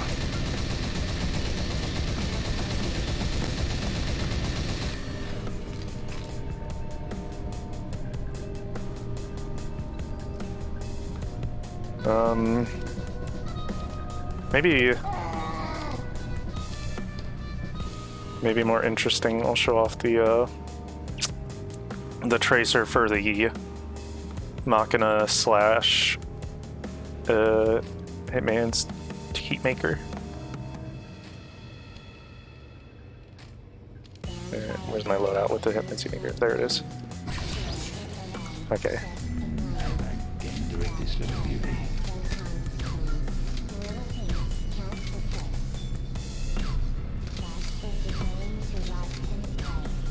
Oh, ran out of shoes.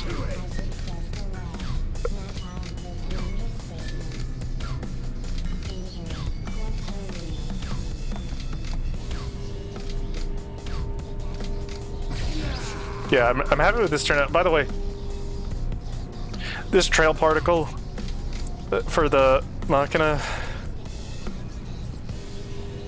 it's probably way more complicated than it looks. Not necessarily the default tracer for the Machina Hitman's Heatmaker, whatever, the default laser tracer, but my specific modified version of it has a lot of weird things going on in it. And also, if you were to change at least one very specific part of it, it would crash the game. I don't know why exactly, but for some reason, this particle system, as I have it set up, like one part of the system does a lot with like reading from control points. Like it's like basically one particle system sets a control point, another particle system uses that control point as a reference to determine certain variables. And I had to make sure to set up the relevant control points such that they had a max velocity of 0, because for some reason, if the control point, technically not the control point, the particle that spawned the control point, which sounds weird because usually it's the other way around, the particles that spawned the control point, if the particles weren't set to have a max velocity of 0, so they effectively just couldn't move after they were created, the game would crash. I don't know why. It just would. I guess there's some weird, maybe recursive loop where the particle and its control point were like being like reset in such a way that the game would it just would crash. It just would. I don't know. I wish I could pretend that I knew what was going on. But if I really wanted to right now, I could go into my files for this tracer, remove a single operator from one of the particle systems, and I could make the game crash probably within a couple shots of this thing.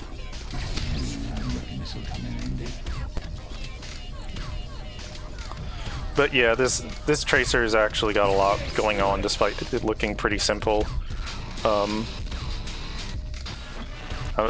not going to get into it right now because that would be its whole long explanation.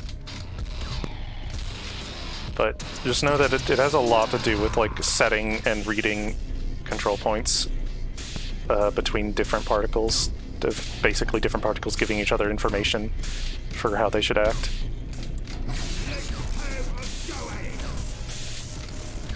But hey, it looks pretty good, doesn't it? Right? Yeah. Look nice. Whoops.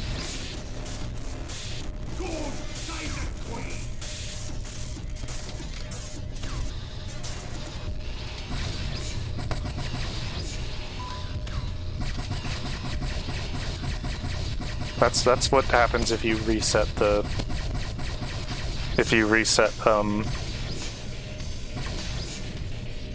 your charge bar with a keybind like I have set up right now. Well, the meter is still draining. Does that. Just using Impulse 101, which refills all your ammo and certain item meters, all that.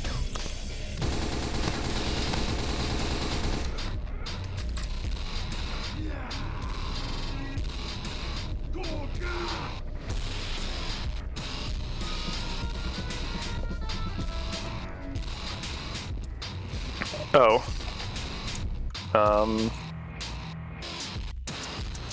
Here's a little treat for the three of you still watching. I have a dark secret as a Team Fortress 2 particle effect creator, which is that I've had a particle that I've just sort of been working on over the last... I mean, I started work on it like 2 years ago, and maybe over the next year after that, I just kept making changes to it, maybe even a little bit beyond that point, because I was never quite satisfied with it, so I just kept making small changes to it and intended to release it as a mod, but I never did. It's basically finished right now. I've not released it. I don't know when I'll release it. I just haven't felt like it, but it's this. Minigun shells. This is a bad demonstration, actually. It's not very obvious. I mean, you can see the shells after they've already landed if I turn around, but that doesn't look very impressive.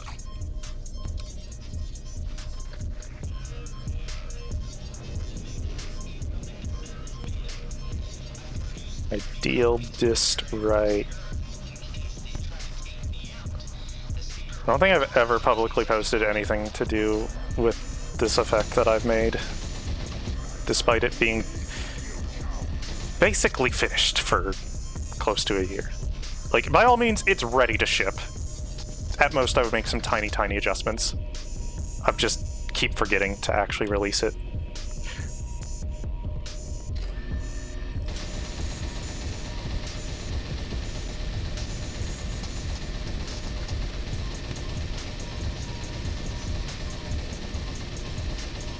It's hard to tell unless you put it in slow motion like this, but as you can see, the bullet casing sprites, and they are sprites, they're not models, they're not 3D, even though they kind of look like it at a glance. They are animated.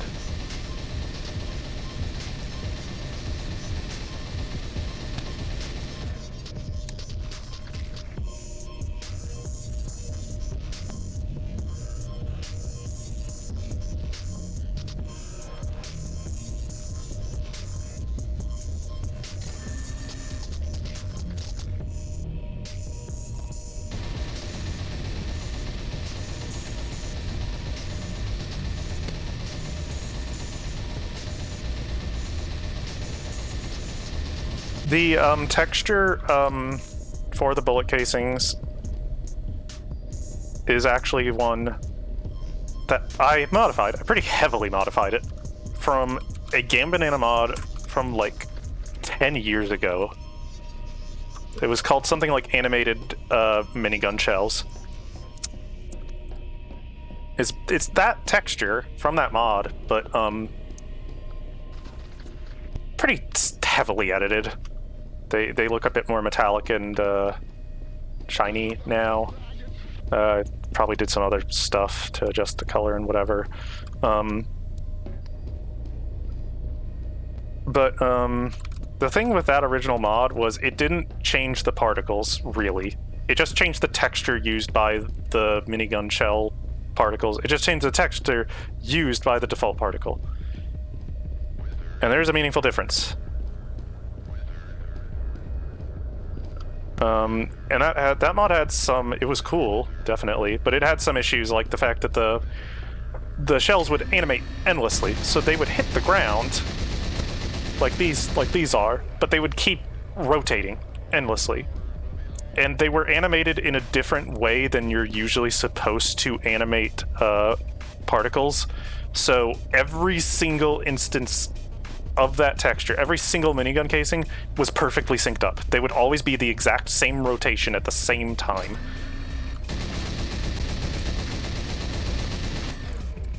So it was cool, but it was definitely made by... It was made by someone who was, like, by all means, a great texture artist. But they clearly didn't know anything about particles, because they didn't change the particle. They just changed the texture used by the particle. This is actually an entirely new particle system.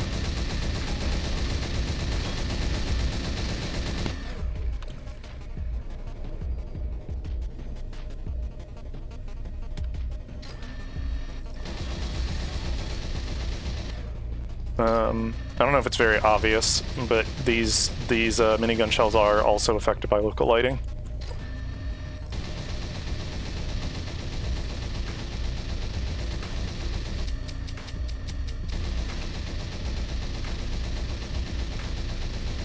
It really is, like, hard to show for some reason.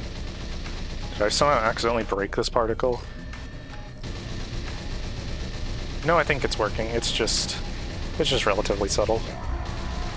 Also, like, I don't know if this is the best area of the map to demonstrate it. And I'm using the brass beast, which means I'm slow.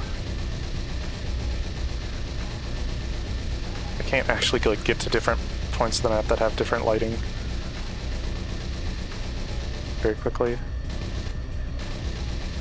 Okay, I'm pretty sure the tint's working. It's relatively subtle because there's not, like... These aren't, like, really, really obvious changes in brightness between these different areas.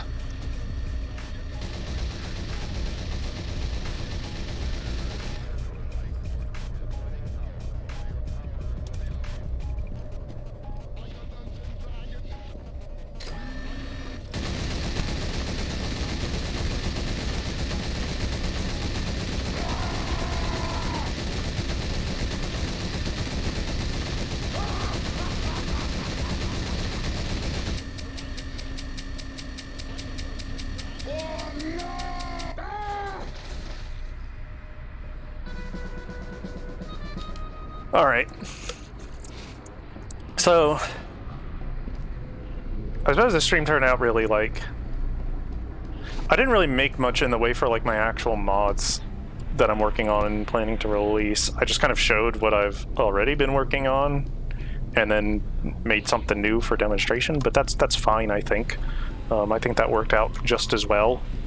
I wasn't really sure, like, what I wanted to do next for my healing particles mod anyway. Like, I had some ideas, but I felt like I felt like if I started trying to work on something, I would just be winging it, and that might not be super interesting if it's me just kind of, like, throwing spaghetti at the wall and just, like, trying something, me not liking it, trying something, me not liking it. I don't know.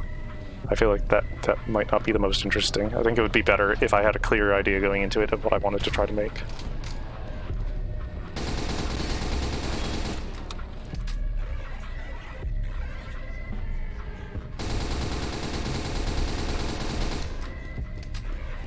But, we've been going for 3.5 hours. It has not felt that long. It's 10 p.m. That does not sound right.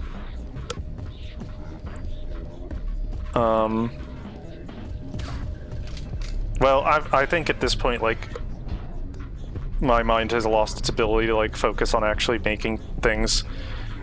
And also my throat has honestly gotten really sore from all this talking. It's really dry and sore, it hurts.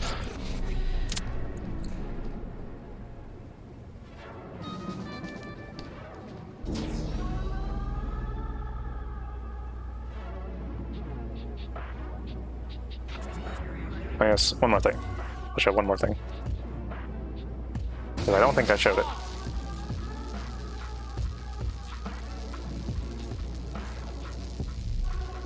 Behold, the Uber charge variant of the medi gun beam.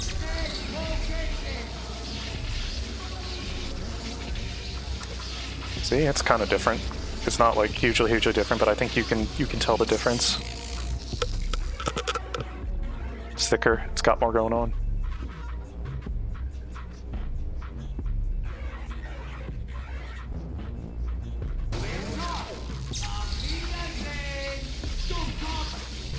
I will drink some water. Thanks for reminding me.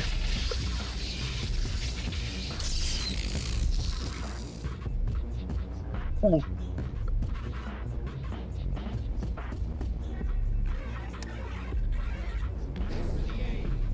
Alright, but yeah, I feel like this went decently well for it being like my first time doing something like this. I think I'd like to do it again. Maybe next time with like a little bit more direction in the way I want to like go with it. Like maybe I'll plan out something really specific that I want to work on. I already kind of have a plan of action on what kind of particles I want to make. But I think this was fine too, just like showing off some stuff I've already made and just kind of talking about how it worked, and then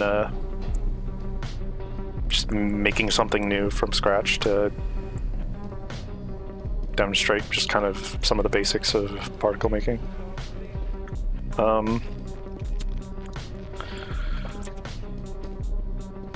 But yeah, I would like to do this again.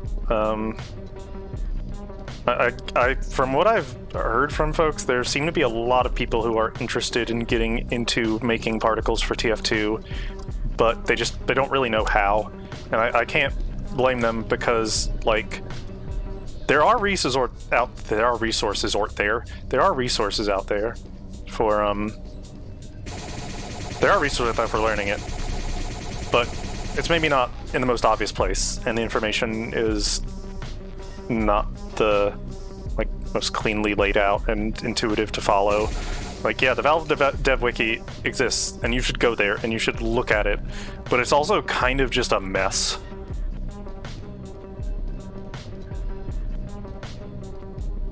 It can be organized kind of weird. Some of the information that's relatively important is buried or non-existent. Some of the information is just wrong. But that's my point is, it's like, yeah, the resources are there for you to learn if you want, but it's not the most accessible. And I know a lot of people have expressed wanting to learn more about making particles. And, you know, I would be totally fine with like doing more streams to kind of show my workflow and maybe just establish some of the very basics. I am still thinking about doing a tutorial series on making VFX for TF2. I'm thinking about it. I have like some very like skeletal sort of concept text files for what I would want to do for different episodes, but I can't say I've committed yet to actually doing it, because it would be a considerable amount of time and effort required to like do it, and it's time and effort that I'm not entirely sure I'm like willing to like commit to at the moment, because I got other stuff going on. I'm tired. Like I actually have my actual like particle mods that I want to work on and eventually release. I kind of want to start. I would like to start running Dungeons and Dragons again for my friends, because it's like I said near the start of the stream, it's been like a year since I've done that last, and that's wild to think.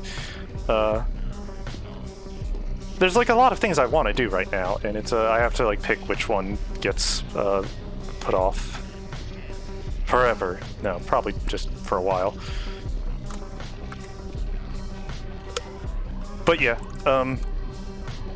VFX tutorial series for TF2, it might happen. I don't know when. I'm not entirely sure if even, but if people keep expressing some interest in it, I'm probably going to get more and more likely to actually just commit to making it.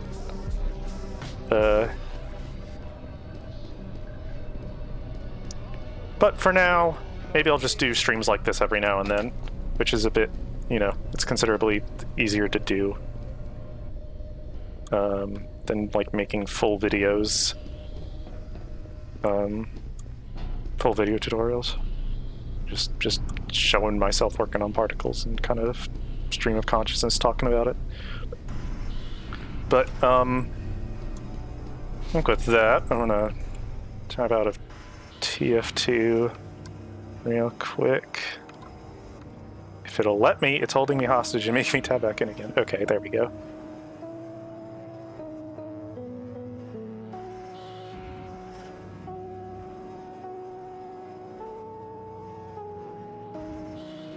Alright. You know what time it is. It's end of stream screen time, because the stream's ended. The graveyard has color now. Woo! Remember at the start of the stream when it didn't have color?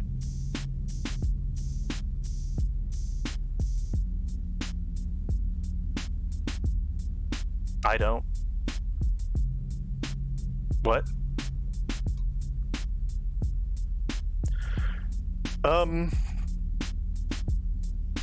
But yeah, for those of you who tuned in, thank you a lot. It does sincerely mean a lot to me that people expressed interest in it, and some of them actually turned up. I might download this VOD and upload it to YouTube, maybe, if the audio isn't messed up like last time.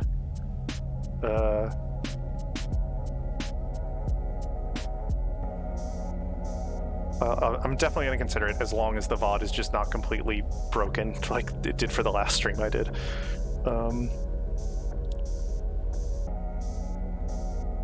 That was certainly like kind of disorganized, very casual, but you know, I did indeed have viewers, so I guess I was doing something right.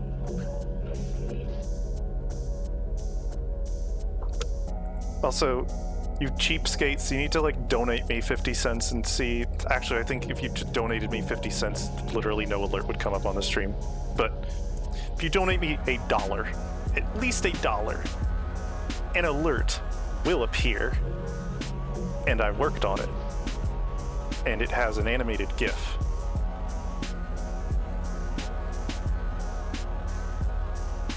At a peak of 6-7. I feel like, honestly, for me being someone who streamed 3 times, that's pretty good.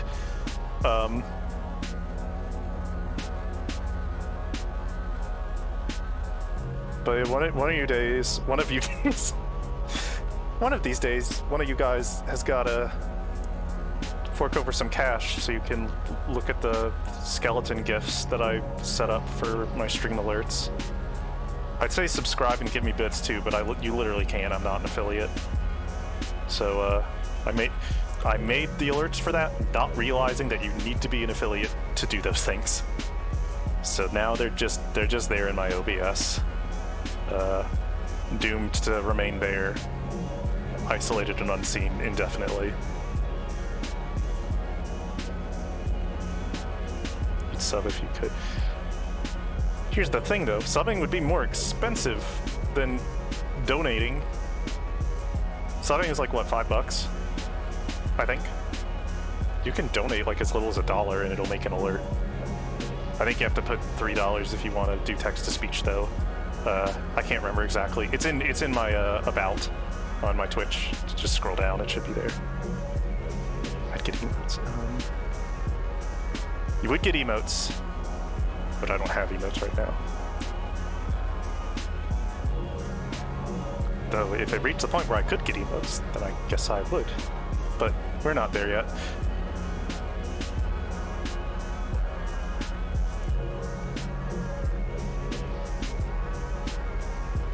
But, right, we're wrapping this thing up. That's where I was going with this. Again, to all you watched, thank you. To all of you who talked in chat, asked me questions, said something funny. That's also extremely, extremely appreciated. Free Microwave, thank you for being my rock, my stone throughout this stream. It seems like you've been here almost the entire time. My boulder, my sediment.